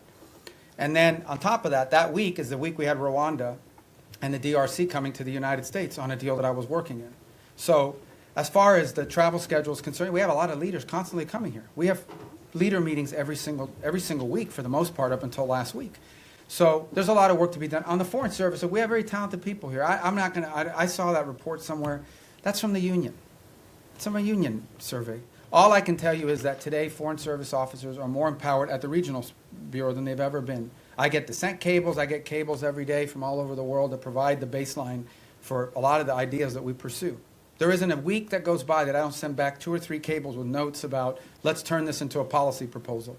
We are changing this place so that it is our missions in the field that are not just driving directives from the top down, but also ideas from the bottom up. And I'm very proud of that, and I think that's going to lead and pay huge dividends for future secretaries of state long after I'm gone. So, yes, sir. Thank you, Secretary. Human rights organizations report that 2025 has seen the highest number of executions in the Islamic Republic of Iran in over 2 decades. What specific new measures is the State Department taking to ensure that human rights abuses, specifically this surge of state-sanctioned execution, do not become a secondary priority in your dealings with Tehran? Well, ultimately, look, we have very deep systemic disagreements with the regime in Iran. And it's part of one of, if not the most sanctioned country in the world, one of the most sanctioned countries in the world. There isn't a week that goes by, or at least 2-3 times a month, I'm authorizing some new sanction on some new entity related to Iran. I don't think anyone could argue that this administration has been friendly towards them. So we continue to feature these things because it tells us about who they are. In the case of some of these executions that you're talking about, some of them, by the way, were in the aftermath of the war with Israel, where they went through and have jailed people and accused people of being informants and spies and things of that nature. But we're under no illusion, and every year we put out a report that outlines this, and we've been pretty consistent in our messaging. Our problem with the Iranian regime isn't simply, obviously it's predominantly their desire to acquire nuclear weapons, their sponsorship of terrorism, but it's ultimately the treatment of their own people. I said it in my hearing a year ago in the Senate, I say it now, I know of no nation on earth where there is such a difference between a regime that governs the country and the people who live there every single day. That regime is not reflective of the people who live in Iran, who are the inheritors of a proud and long cultural legacy and a proud history. And then you've got a clerical radical regime that has driven and taken the wealth of that country and used it not to enrich secure their people and their future, not to make sure they have enough water and electricity. They've used their money to sponsor terrorist organizations all over the world. That's what they've used their money for. So we're going to continue to consistently point that out. Secretary, second I'm sorry, I got to go because I'm getting everybody today. Regarding Europe, you said that Europe was not going to be able to mediate between Russia and Ukraine. There's been some disengagement. There's some push within the European Union to either not comply with the increase in defense spending that the United States has been promoting, or also some European countries like Spain promoting closer ties to China, or going to China, or inviting more investment from China, or even Chinese technology in critical infrastructure. Are you concerned at all about this path? And No, I mean, the country's made a commitment in NATO at a meeting I was at, where they made the 5% pledge, which is a dramatic and historic pledge, with the exception of Spain, of course, who didn't make that pledge. And we've had no indication from any of the countries that agreed to that they're not going to do it, because it's in their own interest. I mean, it's in their own interest. The bottom line is, increasing their defense capacity is in their interest, because it's their defense. As far as like opening up the China, look, one of the biggest problems Europe faces is they're being flooded with cheap Chinese goods, including Chinese cars. They're being flooded. Their own industrial base is under attack by unfair Chinese practices economically. So, I don't know about the rhetoric you're pointing to or the examples, but I mean, that's a threat that Europe faces, and they need a rebalancing as well. They're also, like we are, experiencing disruptions to supply chains and things at the economic realm that are very problematic and dangerous for national security. So we would expect them to act at their national interests, both continentally and individually as their own countries. All right, we got to speed it up. Yes, ma'am. Hi, Annalise Nielsen from Sky News Australia. In your national security strategy, you've warned Europe about civilizational erasure. When you've been watching what's been happening in Australia with the rise of anti-Semitism and our government's response to the Bondi massacre, our Prime Minister's dodged direct questions on Islamic extremism, but then unprompted evoked right-wing extremism as a threat. Do you have any message to Australia about civilizational erasure, and why is America watching? Look, I just think it's very simple, and that is that any mass migration is highly disruptive to any country. We talked about it here in the United States. When you experience mass migration, I don't talk about immigration, I'm talking about mass migration. Okay, mass migration is a negative thing. It's not positive. And it's very difficult for any society to absorb and assume hundreds of thousands, if not millions of people over a short period of time, especially if they come from halfway around the world. There are cultural and assimilations issues related to that, et cetera. And so these are concerns that it's concerns I have about at our own country primarily. It's been a priority of this administration to address this. But I think it's a growing concern in Europe. I mean, there are other voices in Europe and obviously in Australia as well that have expressed concern about this. These are facts. This doesn't make you anti-anybody. What it makes is you do have, as a sovereign country, the right to control how many people you absorb, how many people you allow in, and who those people are. This is a very basic sovereign right. Okay? It doesn't mean you don't allow any people in. There are people coming into this country every day to visit, to work, to live permanently, but you have to know who they are, and you have to have some limits and controls over what those numbers are. And obviously, because of some of the things we've seen, mass migration over the last decade has been highly disruptive, not just to the United States, but also to continental Europe, and in some cases in the Indo-Pacific as well. So I just think this is a real challenge that multiple Western advanced industrialized countries are facing, and I think it's pronounced in parts of Europe as well, and obviously, at least on the basis of your question, appear to be a challenge as well in Australia. All right, to the next row. Yes, ma'am. Are you not? Hold on, Andrea, right behind you. I'm going to get to everybody. Go. Yeah. Oh, I just wanted to ask. You don't have a question? Okay, no, I'm kidding. Go ahead. On Ukraine this weekend, the meetings with the Ukrainian delegation and the U.S. delegation, are you planning to participate It's in in those Miami. meetings? They're starting today and tomorrow. I may be there tomorrow for a portion of it. There's another one happening today, but that one is with the Turks and the Qataris and the UAE on the Gaza plan. So if I'm not there, because I have things we have to do here today, like talk to you guys, I think tomorrow, since it's in Miami as well. So, yeah, go ahead. Yes, sir. Thank you, Mr. Secretary. Timothy Inrozzi with the Washington Examiner. Going back to the previous question about Europe, and I believe the Sky News reporter referenced civilizational erasure, which is a term that has been used by both the White House and the State Department. Both the White House and the State Department have made kind of recurring overtures to Europe as a civilization that is in some sort of danger and that should join with the United States as a sort of Western civilizational bloc. And it seems to be a recurring priority. However, with the release of the National Security Strategy, many European leaders, leader of Germany, members of the EU, of the European Parliament, have found it totally unacceptable or offensive or question the allyship of the United States with the rhetoric that was used. So I just wonder if the United States is correct in that these policies, like mass migration, will lead to civilizational erasure. Is it possible to save European civilization if the governments simply don't want to be saved? How has this alliance long been described? As the Western alliance, right? What is it? And it's not just me saying, you go to these NATO meetings, you meet with people, what they will tell you is our shared history, our shared legacy, our shared values, our shared priorities. That's what they talk about as the reason for this alliance. Well, if you erase your shared history, your shared culture, your shared ideology, your shared priorities, your shared principles, then you just have a straight up defense agreement. That's all you have. So what I'm trying to point to, and what we've tried to point to, is very simple. That is, at the bedrock and at the cornerstone of our relationship, for example, with Europe, is the fact that we do have a shared culture, a shared civilization, a shared experience, and shared values and principles on things like human rights, on freedom, on liberty, on democracy, on all sorts of on the rights of the individual, on all these sorts of things that we in this nation are the inheritors of in many cases, because many of these ideas that led to the founding of our country found their genesis in some of these places in the Western Alliance. If you take that away, if that's wiped out because for whatever reason it's no longer a priority, I do think it puts a strain and threatens the alliance in the long term and in the big picture. Now, whatever internal politics causes people to dispute this, I'm not going to comment on, other than to tell you that I do think that at the core of these special relationships we have is the fact that we have shared history, shared values, shared civilizational principles that we should be unapologetic about. This is a nation that was founded on Western principles.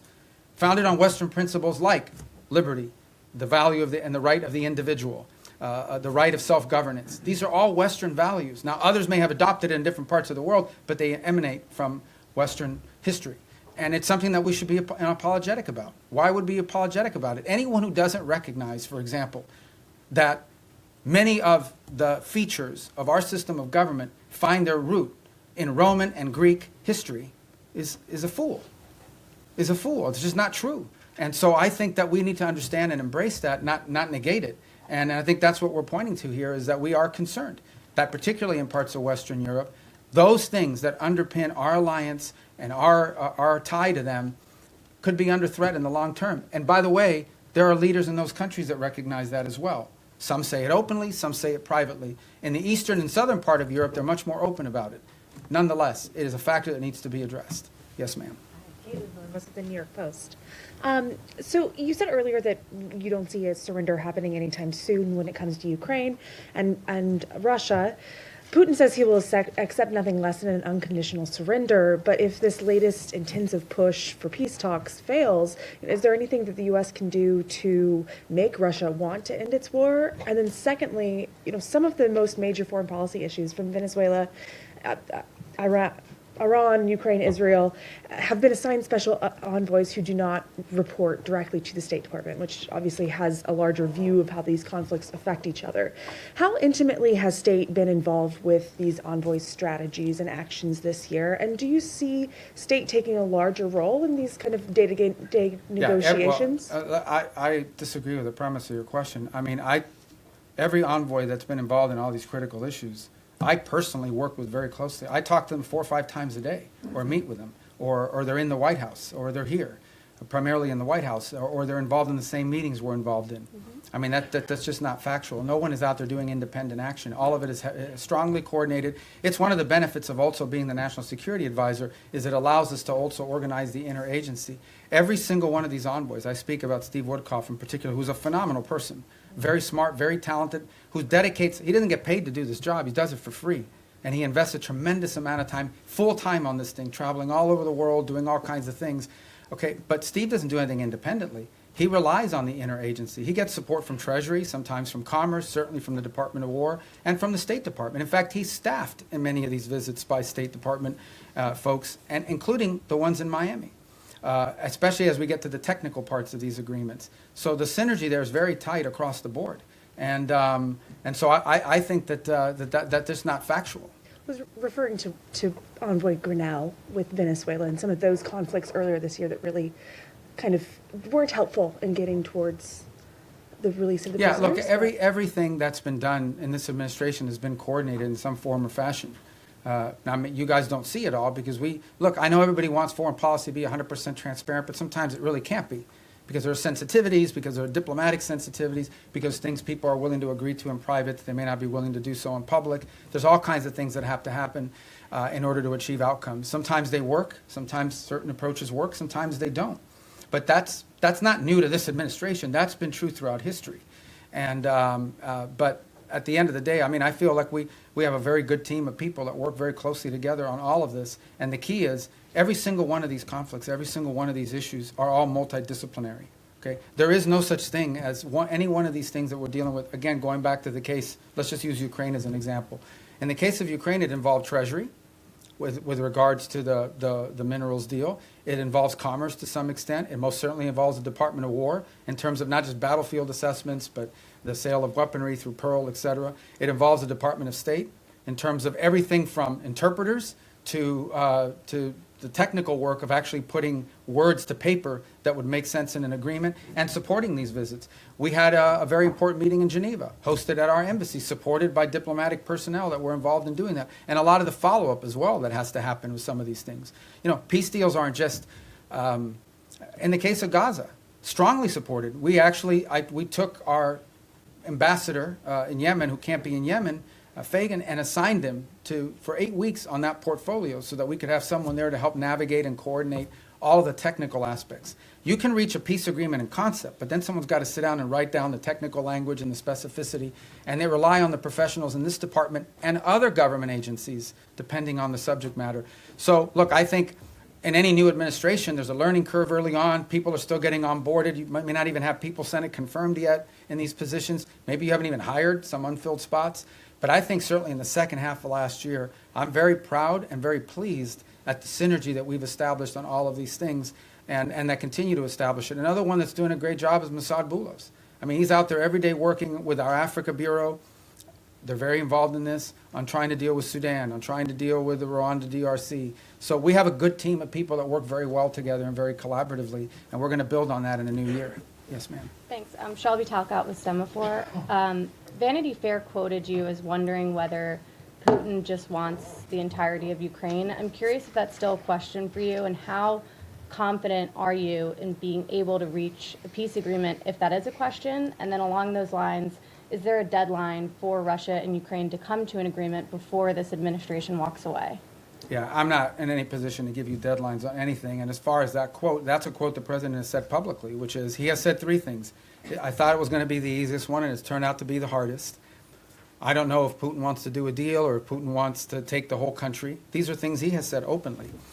And, you know, I think that's, I don't even remember when I talked to the guy from that magazine, but, you know, for much of the early part of this year, one of the things we were trying to deduce is exactly what is it that Russia wants to achieve. We know what they wanted to achieve initially when the war began. They haven't achieved those objectives. There's a new set of objectives now. I mean, part of reaching an agreement is trying to understand, I've already said this, what both sides want or need and what they're willing to give. And so I think that was a question that many in the administration had early on, is defining what the Russian position, what exactly do they really, not what they say they publicly want, but what they publicly want and privately want are the same thing. That's part of the, and the same is true on the Ukrainian side, by the way. What could they actually live with? What's acceptable? What's not acceptable? What are their red lines?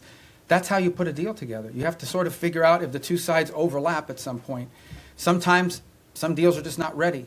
Sometimes the timing is perfect. You have to put it together. If you look at what happened with Gaza, that looked intractable. And then a series of events occurred that made it possible. For example, the strike inside of Qatar that the Israelis took at the time, you know, was a sort of a dramatic thing, but in some ways it sort of set in motion a sense of urgency to bring this thing to an end before it spread. So sometimes you just have to be ready for a change in circumstances or conditions that allow progress to be made. But these things are hard to do. They take a lot of time. Sometimes it takes some patience. It's just unfortunate that you know that every day that goes by, more people are died and more people die and more things are destroyed.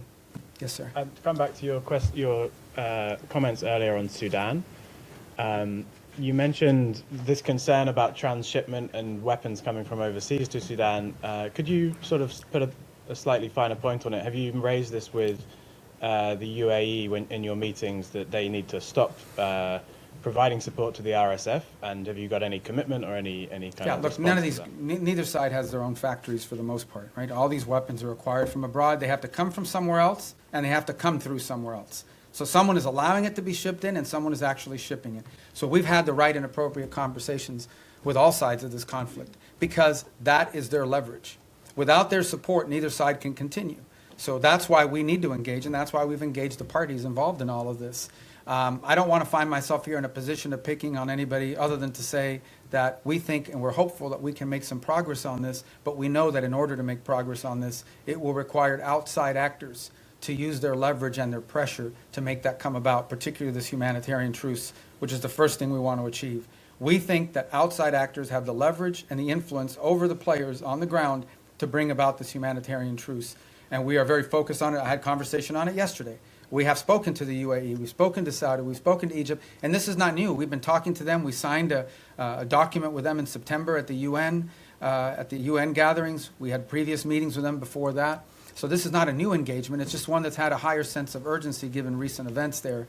But yeah, we're involved every single day trying to work through this because we do understand and this is not new to this conflict. It is in many ways similar to what happened to happen in Gaza. What brought Hamas to the table, among other things, was the fact that some of the countries that had relationships with Hamas, like Qatar, like Turkey, played a very constructive role in bringing them to the table and pressuring them to sign an agreement. And we played a similar role on the other side. So, it's not unusual that you would involve outside actors in using leverage to bring parties to the table to agree on something. Yes, ma'am. Thank you, Mr. Secretary. On Venezuela, what is the U.S. willing to commit if Maduro is ousted from power to ensure that the country doesn't plunge further into instability in sort of a I don't power have any vacuum? announcements on that right And now. do you see Maria Corina Machado and Edmundo Gonzalez as the heir apparents for power? Well, we don't believe Maduro's not legit. We've been pretty clear. We didn't recognize him as a legitimate president. The previous administration didn't as well. The first Trump administration didn't either. He's not the legitimately elected president. They had an election last year that was stolen, and everyone knows it. Even all the countries in the region know it. And but I don't really have anything to add other than what I've said today with regards to Venezuela. Thank you, Mr. Secretary, for doing this. According to a poll by the Reagan Institute, 62% of all Americans support the use of military force against suspected drug traffickers in the Caribbean. And among MAGA Republicans, 90% support the military use against suspected drug traffickers in the Caribbean. So how does the State Department view or analyze these figures? Yeah, we don't do foreign policy by poll, and our job is to carry out the directives of the president. The president was elected. Donald J. Trump was elected the President of the United States, and he promised that if elected, he would go after drug cartels, and that's what he's doing. He is keeping a promise he made to the American people upon which they elected him to be president. He told them he would protect this country, and that's what he's doing, and he told them he would go after drug cartels, and that's what he's doing. So it doesn't surprise me if that poll is accurate because the president's simply living up to the promises that he made when he ran for office. Yes, ma'am. Mr. Secretary, on Gaza, you've said repeatedly in this room now that this is a process, that phase 2 could take next 2 to 3 years. Is there a possibility? To fully implement. To fully implement. You can't build buildings in one day. Right? Is there a possibility in your mind that the status quo, more or less as we see it now, with this sort of insufficient flow of aid, periodic violations of the ceasefire by each side, a lack of reconstruction, and of course the absence of an international security force, that this could potentially continue more or less through the rest of the president's term? And if not, I'm not asking for a date, but I think we'd all like to know. We've heard from the president and yourself that there are all these countries that want to join the international security force. When will they deploy? Are we talking in the next year, in the next couple of years? And is there a certain amount of time that could pass at which point the administration, without an ISF, at which point the administration would green light or will green light Israel to resume its war? The way to answer that question is this way. No one is arguing that the status quo is sustainable in the long term nor desirable.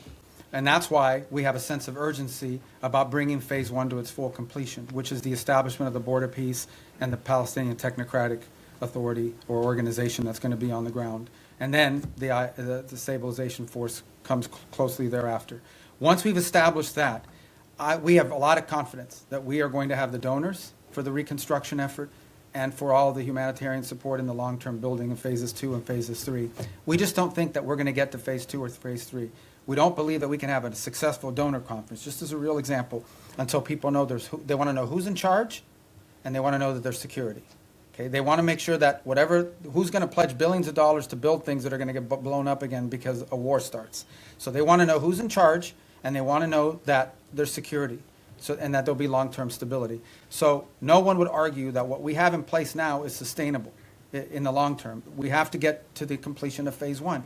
I am confident we will, within the time frame necessary to make it successful. It's just not today, but hopefully very, very soon. We've made real progress. We made progress as late as yesterday in additional names for this Palestinian organization that's going to be the technocratic organization. So I think we're very close.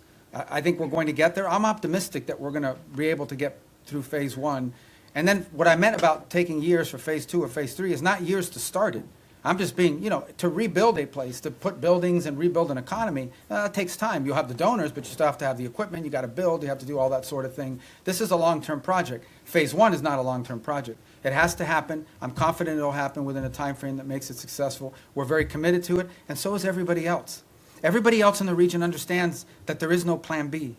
If this doesn't work, plan B or what's going to happen is a new war, and no one wants that. No one wants that. So, Mr. Secretary, are you going to be able to tell us in the next year who is going to secure Gaza and it'll have to happen who is much. going You're to talking about the disarm? stabilization force? Yes. Yeah. That'll have to happen much more than a year from now. That is the completion of phase one. When we get through the establishment of the stabilization force, Board of Peace, Palestinian group, stabilization force. All those things happen, boom, boom, boom, 1, 2, 3. They have to happen very quickly, not a year from now. This is something we're aiming at very soon. It has to. It's what we're focused on right now, like a laser. All right, yes, sir. Secretary, thanks for all the time, and it's not going to be 4 hours, I promise. It's an hour and a half. You see the press corps is hungry for engagement here. I hope the State Department will return to regular press briefings soon. You got a great spokesperson's unit over there that's more than capable of handling it. A couple quick questions. The President directed you through executive order to explore sanctions of sectors and chapters of the Muslim Brotherhood. Qatar is ground zero for the Muslim Brotherhood. This administration obviously has a very close relationship with the Qataris. How do you confront the Muslim Brotherhood without confronting the Qataris? That's my first question. Second question is on UNRWA. There's a report that the State Department is in deep discussions about possibly sanctioning UNRWA. What's your mindset on that, and do you feel there is any role for UNRWA absent humanitarian aid delivery in the future? I think we can deliver humanitarian aid without UNRWA. I think UNRWA is a corrupted organization that's unsalvageable, period. And I think our policies reflect that. On the first point that you talked about, I think we'll have some announcements, and not today, early next week, on Muslim Brotherhood. Designating groups there's a series of internal steps, despite what people may or may not perceive. There are things we have to meet, criteria we have to meet, information we have to have, boxes we have to check, legal reviews that have to happen, and that takes time. So, but I think there'll be announcements very soon on that. Probably as early, if not today, early this next week. Do you expect pushback from the Qataris? Well, I'm not going to comment on which segments of the Muslim Brotherhood. As you know, there are different chapters, for lack of a better term, and individuals spread throughout the world. But the President's issued this executive order, and we're working through the execution of it. And we'll get to what we need to get to. A lot of this obviously depends, from a legal review standpoint. You have to have certain information that you can cite in order to justify the designation. So we're working through that. We'll have some announcements next week, and they won't be the last announcements that we have. Yes, sir. Yeah, Mr. Secretary, thank you for doing this today. This conversation between my colleagues and yourself paints a seemingly chaotic and hostile world at times. So very simply and generally put, what do you believe is the biggest threat facing the United States today? I don't know we live in a world where we have a single threat that we can identify. I think there are multiple things that you look, both short-term and long-term. As I pointed to in the hemisphere, in our own hemisphere, closest to home geographically, it's the rise and the power of transnational criminal terrorist group who are destabilizing nation states throughout the region and pose a direct threat to the United States through overthrowing governments, destabilizing these governments, leading to mass migration, and certainly the trafficking of drugs, and also providing fertile ground for potential, outside of hemisphere actors to act within our hemisphere in the long term. That's a major threat. I think we face some challenges. And now we know the United States industrial base, the United States supply chains become dangerously dependent on other countries for many of the things that are elemental and critical to not just sustaining what we have, but building the economy of the 21st century. And so building up our industrial base and diversifying our supply chains are a critical threat that the United States needs to confront. I think related to that, not directly related to the Department of State, but somewhat related to the United States, is building up our defense industrial base as well. One of the challenges that we face, and so does much of the world, certainly in the West, is the ability to build weaponry at a scale and scope necessary, not just to deal with the threats of today, but to innovate and develop those tomorrow. It simply just takes too long to build up defense articles, get them to market in a timely fashion. And not only do we complain about that, but we have allies who want to buy things from us that we just haven't been able to produce fast enough. And so the president's made that a priority to confront. I think beyond that, I think you would argue that in the big picture, long term, we have to understand that the United States has interests in every part of the world that are related to these two threats. In the case of Africa, we see countries that have extraordinary opportunity to develop economically, the youngest population in the world, and the United States wants to have relationships, both commercial and personal, with many of these nations as they emerge in their own right into an era of prosperity. We want to be there to help assist in that if possible. We want to make sure that American interests are taken into account. Unfortunately, there are many countries around the world that in the past have had to rely on predatory practices of other countries to receive stability, to receive funds necessary to build infrastructure or what have you. We want to make sure that American businesses are at the table offering alternatives, be it in telecommunication, be it in artificial intelligence and technology, be it in basic infrastructure. So there's a lot of things to uncover and unpack, and I think in the long term as well. And I think our national security strategy reflects a lot of this. So I wish we lived in a world where we had one major threat. Many of these are interrelated. Yes, sir. Thank you, Mr. Secretary. I was going to ask my questions in Calibri, but since you do not Wow. communicate that I in that speak Times anymore, New Roman, I so- am. I'm going to ask in Times New Roman instead. Sorry about the Dolphins. That's all right. I know that you don't want to predict anything, but whether you're at these meetings in Miami, obviously not today, but maybe tomorrow, do you think there's any chance of having some kind of announceable progress before New Year? In other words, are we going to be working on New Year's Eve? We might be, if it's necessary and productive. You know, we're going to work as long as it takes. Okay. And by the way, these are the meetings you know about, but there's talks going on every single day. There was a meeting earlier this week in Berlin. There's phone calls every day. There's phone calls every day, be it with my counterparts that are national security advisors, or my counterparts that are foreign ministers, or what Steve is engaged in, or what Jared's been engaged in, or what even at the diplomatic level, there are days where it's Matt Whitaker, our ambassador to NATO, that's involved in a conversation, or one of our ambassadors, one of the nation states that are relaying back a conversation or involved in one. So there's work happening every day, all the time, probably around the clock. Not just on Ukraine, but on all these other things. Okay. And then But these are the meetings you know about, and everybody kind of focuses on them as big events, but there's work happening all the time that lead up to those meetings and follow those meetings. As far as predicting a timeline, look, I'm not going to do that. This is a difficult task. It's an important one. We're focused on it. We want to get there as soon as possible. Okay, so and then obviously Gaza and Ukraine are still works in progress, but of the peace agreements that have been reached so far, two of them are in obvious trouble, right? You know, obviously which ones they are: Cambodia, Thailand, DRC, Rwanda. In retrospect, and I know that work is being done to try and resuscitate these, but in retrospect, do you think that the administration, the president, but also others, declared victory on these too early? I mean, this fighting, for example, with Thailand and Cambodia did stop. Both sides have made commitments in writing that they signed. Those commitments today are not being kept as a result of both sides claim grievances against one another. And so the work now is to bring them back to the table. The ASEAN ministers will be meeting on Monday. I had a call yesterday with my Thai counterpart and intend to do the same. And we've been involved, the president, in conversations this weekend.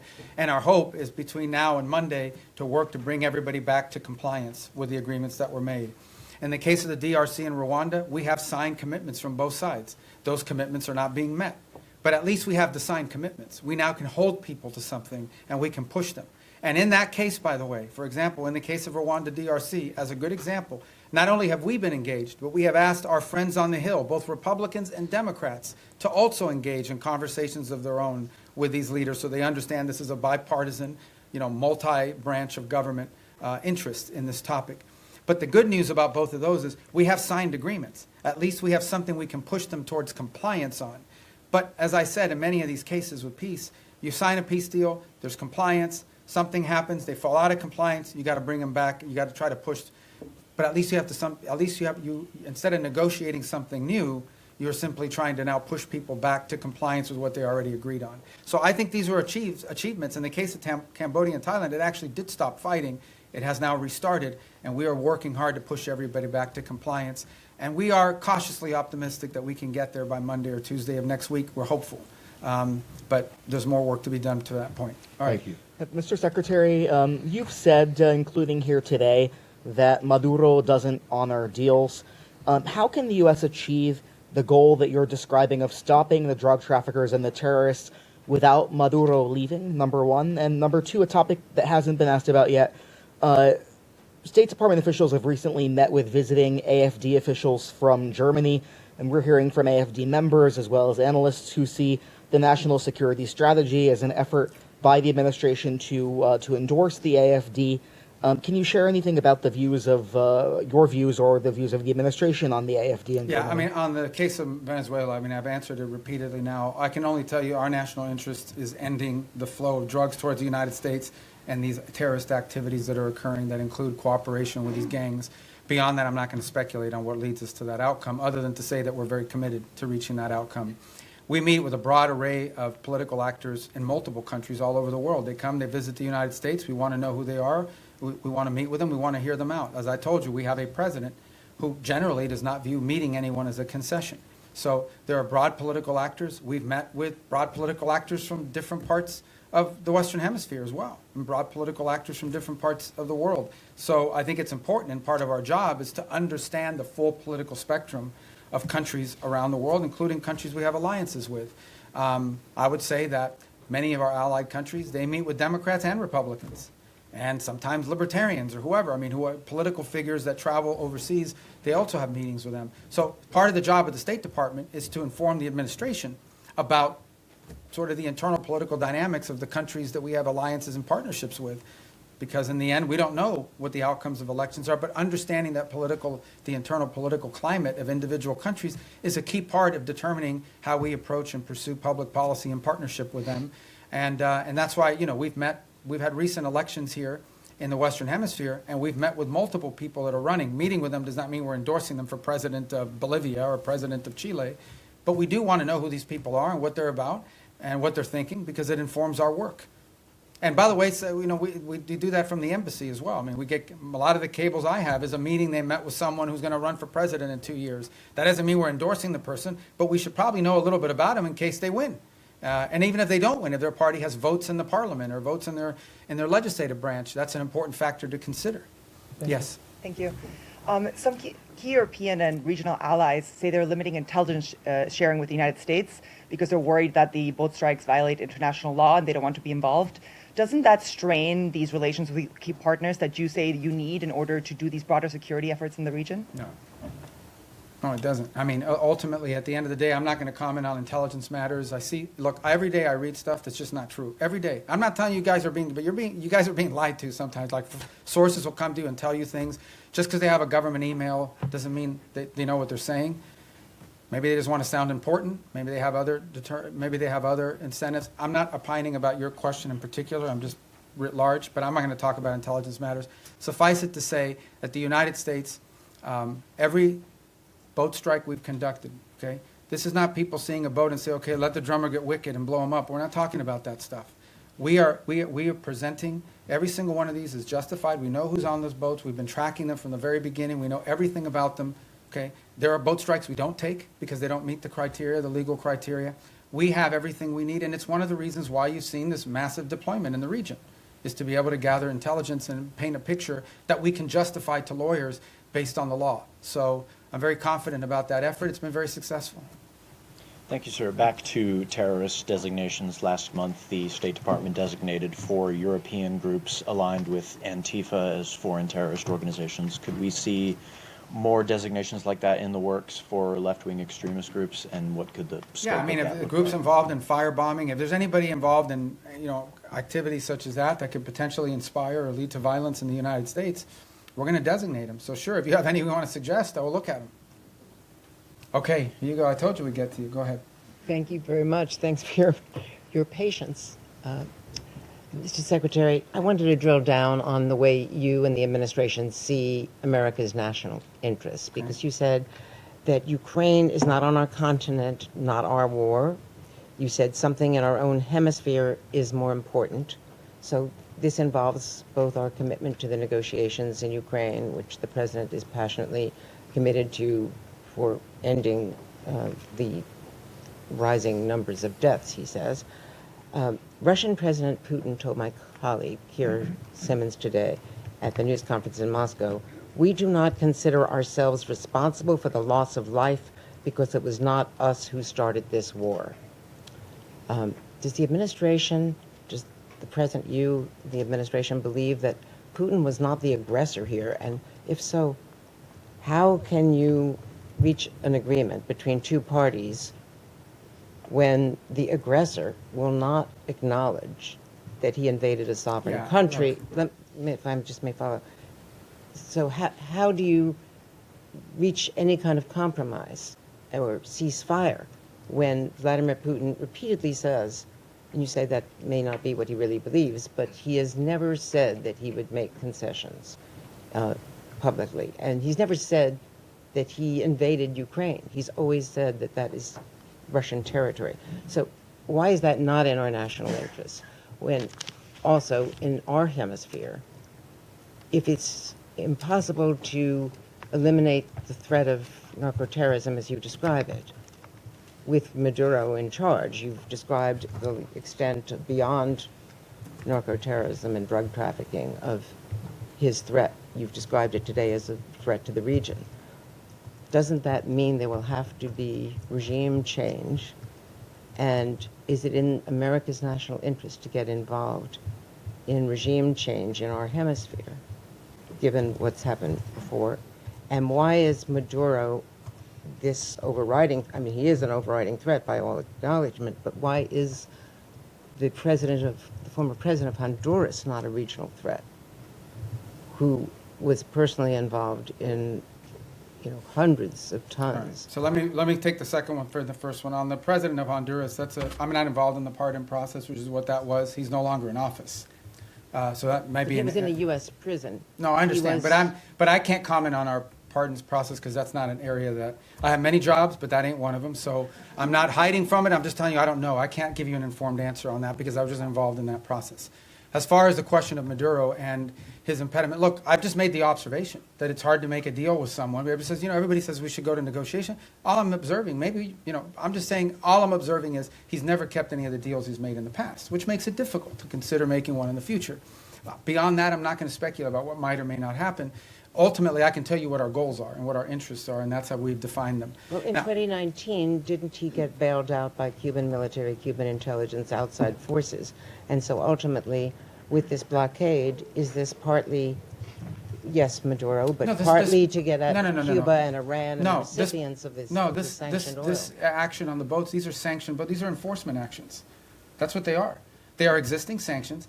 And therefore, 80% of their oil is shipped through ghost fleets. Okay, so we understand what we're talking about here. We are talking about boats that are basically privateers, okay, that are flying under false flags, that turn off the transponders, that spoof their true location. They are hired to evade sanctions. We are simply enforcing sanctions. Every one of these has a court order attached to it. We go to a judge, the judge issues the warrant, we're executing. These are enforcement actions.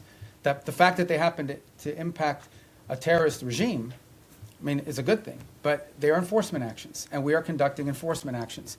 On the case of Ukraine, no one has said that Ukraine is a zero in terms of our national interests. We have sold them billions of dollars worth of weaponry. We've provided them in previous billions of dollars worth of weaponry. We continue to provide them intelligence support. And we have sanctioned. The president has sanctioned the Russian Federation. He issued oil sanctions. All the oil sanctions everybody wanted him to do, he did them. He did them a month and a half ago.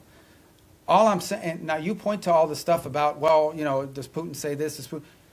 That's why this issue set is difficult. I'm not claiming anything other than the fact that we understand it's difficult. We understand that you're not going to have a deal unless both sides have to give and both sides have to get. Both sides will have to make concessions if you're going to have a deal. You may not have a deal. We may not have a deal. It's unfortunate. The U.S. should walk away from that if it is not a prime region interest because it's not in our continent. That's not my decision to make. Ultimately, the president will make a determination if and when he feels like further U.S. engagement is no longer productive or serves the national interest. That's a decision the president have to make. I can't speculate about that. All right, yes. Mr. Secretary, a question for you on Venezuela and then quickly on Ukraine. You mentioned Maduro was not the only one indicted by the United States in the Southern District. Does that mean it is U.S. policy that not just Maduro, but his top regime lieutenants, cabinet members, that they all must exit? Yeah, no, I point to the indictment simply as when people say, well, how do we are alleging that he is, and I guess, you know, you can describe it any way you want. I just want to make clear, like, this is not something we came up with. Right. We're basing it on a federal indictment and a superseding indictment. Cabello's in there. Yeah, a bunch of people are. And so, but what it proves is, and the reason why I raise the indictments is because the indictments are the point of the $50 million reward. And I believe the $25 or $10 million reward for Cabello and for others. My point is that this allegation, this claim that the Maduro regime is a narco-terrorist organization is not on the basis of political talk or speculation. It is on the basis of evidence provided to a grand jury in the Southern District of New York that returned an indictment. And that's why I point to those indictments. Can I ask you on Ukraine quickly, because Russia has deployed its latest nuclear-capable missile system to Belarus, according to that country's leadership. We've heard from a number of European leaders, the Chancellor of Germany himself, that they think this era of Pax Americana is gone, that they are needing to prepare to be on a war footing because of the threat from Putin. Do you believe, does this administration believe today, that Vladimir Putin will end his march on the eastern flank of Ukraine? And do you stand by our European allies against any kind of attack? Look, we have heard the same concerns from our allies in NATO. It's why we are in NATO. It's why we meet with them. It's why we talk to them all the time. I've spoken to Mark Rutte this year probably 40 times, and he's spoken to multiple people in our administration as well, multiple times. He's been here multiple times. He speaks to the president directly. It's why the United States basically is over 50% of NATO, both in troop commitments and in financial commitments as well. It's why we remain in NATO. It's why the president had a very positive visit in NATO. In the end, that's why we're in this alliance. And that's why Article 5 in the NATO alliance is important, and the president has reiterated that. We think it's a very strong deterrent against any of these fears or concerns that any of our allies in the region may have. And the president's been clear that we are committed to NATO, we're committed to the alliance, and our commitment isn't just rhetorical. Our commitment is in action, in the troops that have been deployed, in the monies that have been spent, in the capabilities that are located, in the cooperation and that work that we do every single day with our NATO allies. The only thing we're asking for, which is not unfair, is for our partners in the alliance to improve their own capabilities. Because the more capable our allies in NATO are, the more capable NATO is. But We're are going to you keep saying doing these our allies part. are- We just want them to do more. And they've committed to do more. But these allies are saying that they are concerned now. Sure. And that's why we have NATO.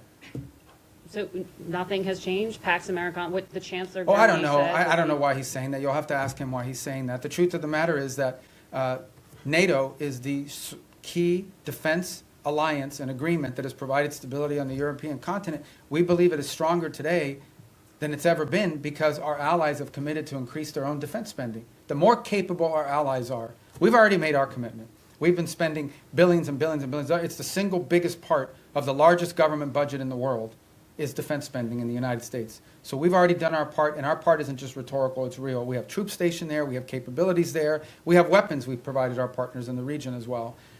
We believe that if you want a strong NATO, you want your allies in NATO to be stronger. The more capable our allies in NATO are, the stronger NATO is collectively. And that's why we're very pleased to see them make that commitment of 5%, with the exception of Spain.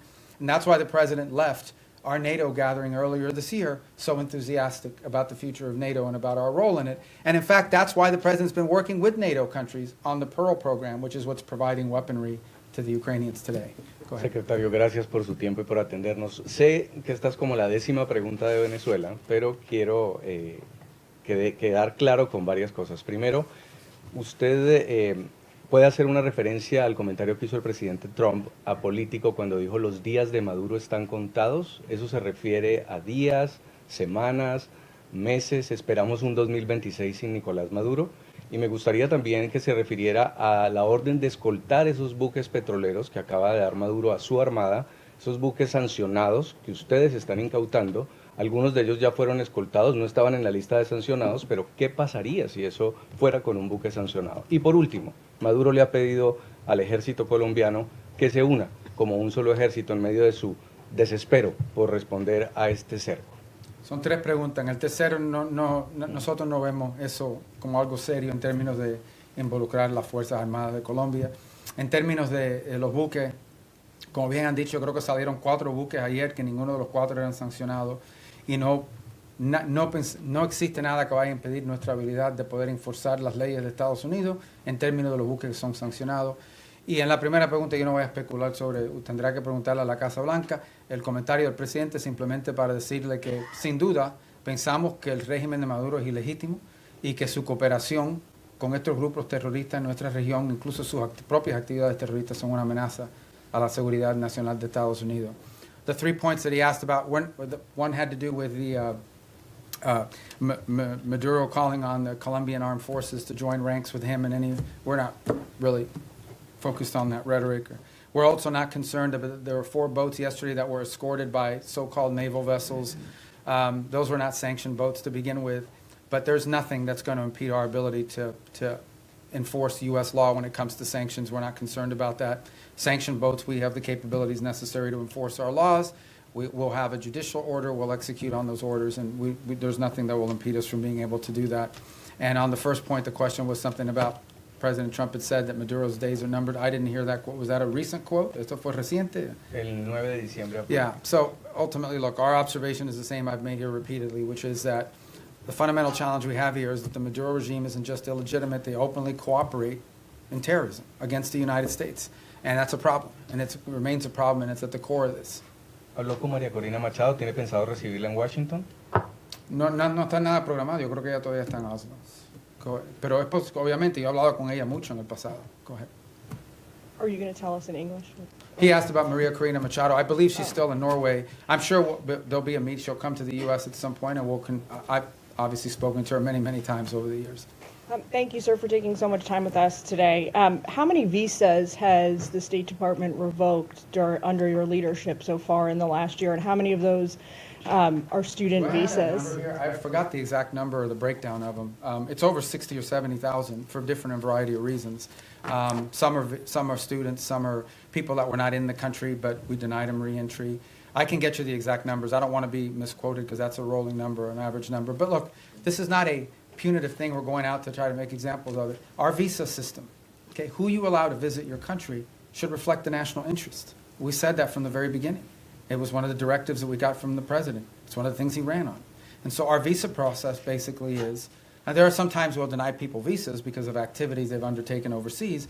Other times it's people that have visas but are in the United States doing things that run counter to our national interest.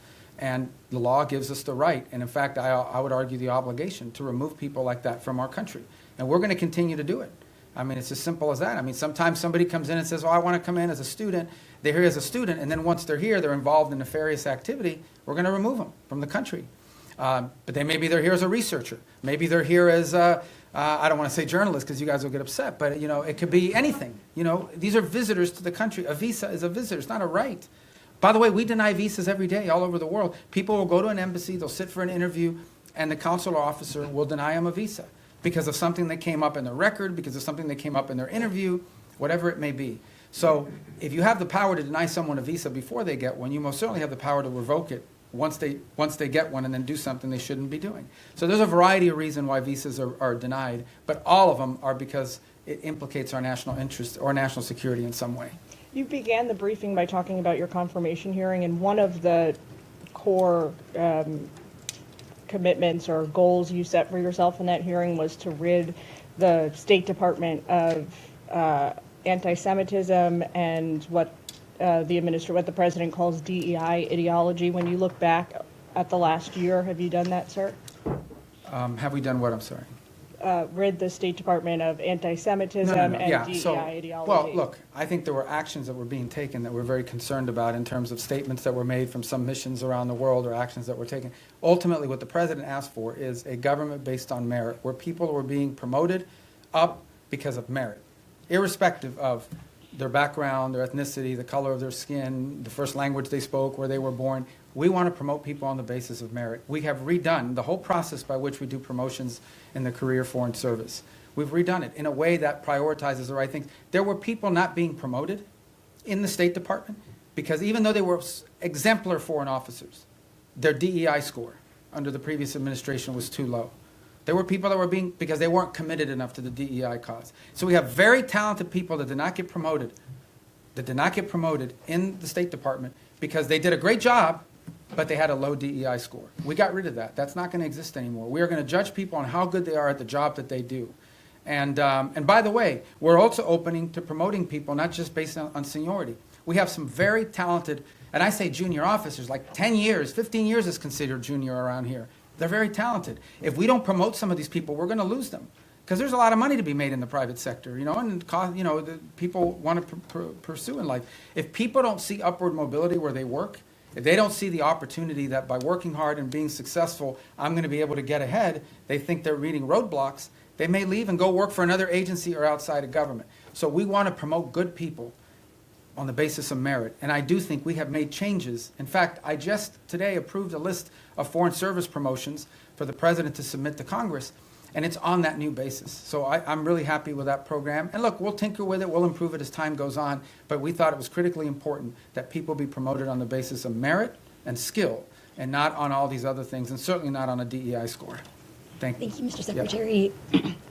Given that the Brown University and MIT shooter entered the U.S. with a diversity visa and Secretary Noem has since paused the program, is the State Department looking into considering pursuing permanent changes to the green card system, like changes to eligibility rules? Well, I haven't had a chance to talk to her. I know they suspended that program because they want this. And the reason why you suspend this program, and it's not because you argue everybody who came in under that visa is a bad person and is going to shoot a place up. It's because you want to determine whether there's something in the vetting of that program that's insufficient. Is there a systemic problem in how those decisions are made that needs to be addressed? So I think it's wise to suspend a program until you understand whether there's a deficiency in the program. So you just had a guy that came in through a certain route. You suspend the program to figure out whether something that came up in the interview process should have been a red flag but wasn't identified, so you can fix that before you restart the program. So I would imagine that's the process we're going to go through as well. Okay. Yes, sir. Thanks, Mr. Secretary. Thanks for all your time here today. An issue I believe is close to your heart, Cuba. Is it the policy of the United States to seek regime change in Havana? And should we see the developments that are going on right now with Venezuela, the U.S. policies, as part of an effort to bring down the communist government? Yeah, and if I may briefly, do you stand by your statement earlier this year that nobody has died from U.S. aid cuts? On your first point, I think it's not just a policy of this administration. I think every administration would love to see a different type of situation in Cuba. Cuba's a disaster. It's a disaster. It's not just because they're Marxists and because they're terrorists. They're incompetent. These are incompetent people, and they've destroyed that country.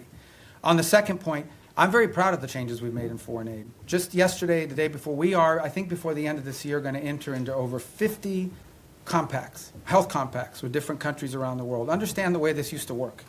We used to go to a country and say, we're going to give you a bunch of money for your health care programs.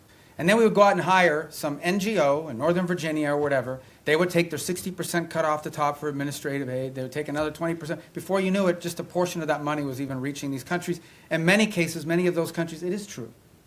I heard somebody whisper that's not true. It is true. In many of these countries, the governments didn't even know how much money was being spent. We are now entering into government-to-government compacts with these governments. And the compacts are the following. Not only are they provided assistance, but they are being provided a plan to build up their own self-sustainment and their own abilities internally. So that in the long term, these countries need less aid because they can now do it for themselves. Some countries may take 5 years, some countries may take longer, but we're very proud of that, and the countries are very excited about that. I'm also very excited about humanitarian aid. It's interesting, you guys didn't pay a lot of attention to this, but this happened.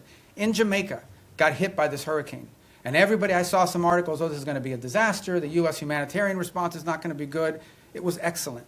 Perhaps one of the best humanitarian responses in recent memory in terms of what we were able to bring very quickly to bear in assistance to them, led by our embassy, but also led by the region. And by the way, it was also very helpful that we had a lot of military assets in the region that were able to assist in that as well.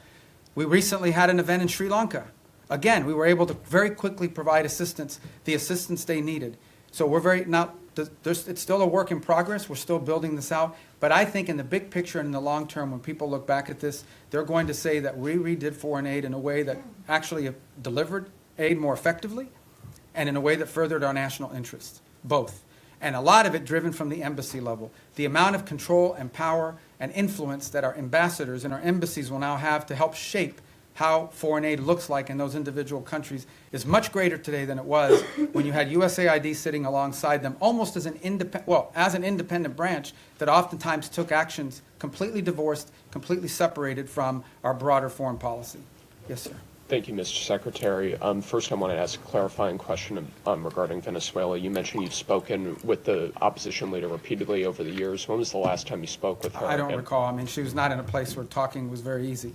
You know, she was in hiding in Venezuela. Do you think there's a possibility we could be seeing a White House summit with her in any sort of future? I don't know. I mean, that maybe. I don't know. I mean, nothing's been planned. And then shifting gears a little bit, the State Department mentioned earlier this year some free speech concerns, particularly in Europe. What are some goals you have in regards to that in 2026? Any countries or certain efforts that you have? Well, I mean, broadly, we're concerned about any place, first and foremost, where American free speech could be implicated, right? Are we going to live in a world where some American puts up a social media post and then gets to some airport somewhere and is arrested? We're also concerned about the impact that some of their policies are having on our social media platforms. As you recently saw, you know, X is facing this massive multi-million-dollar fine that they're going to have to pay, I guess, if they want to continue to operate. But I think more importantly, I think it touches on the broader question that was asked a little bit earlier. We all talk about how these alliances, in many cases our alliances with our European partners, are built on our common principles, our common values, as much as anything else. These aren't just a geopolitical arrangement. It is an alliance with like-minded countries with whom we share values and principles. And one of those values and principles, we hope, is freedom and the freedom of expression. And we're concerned that that is eroding.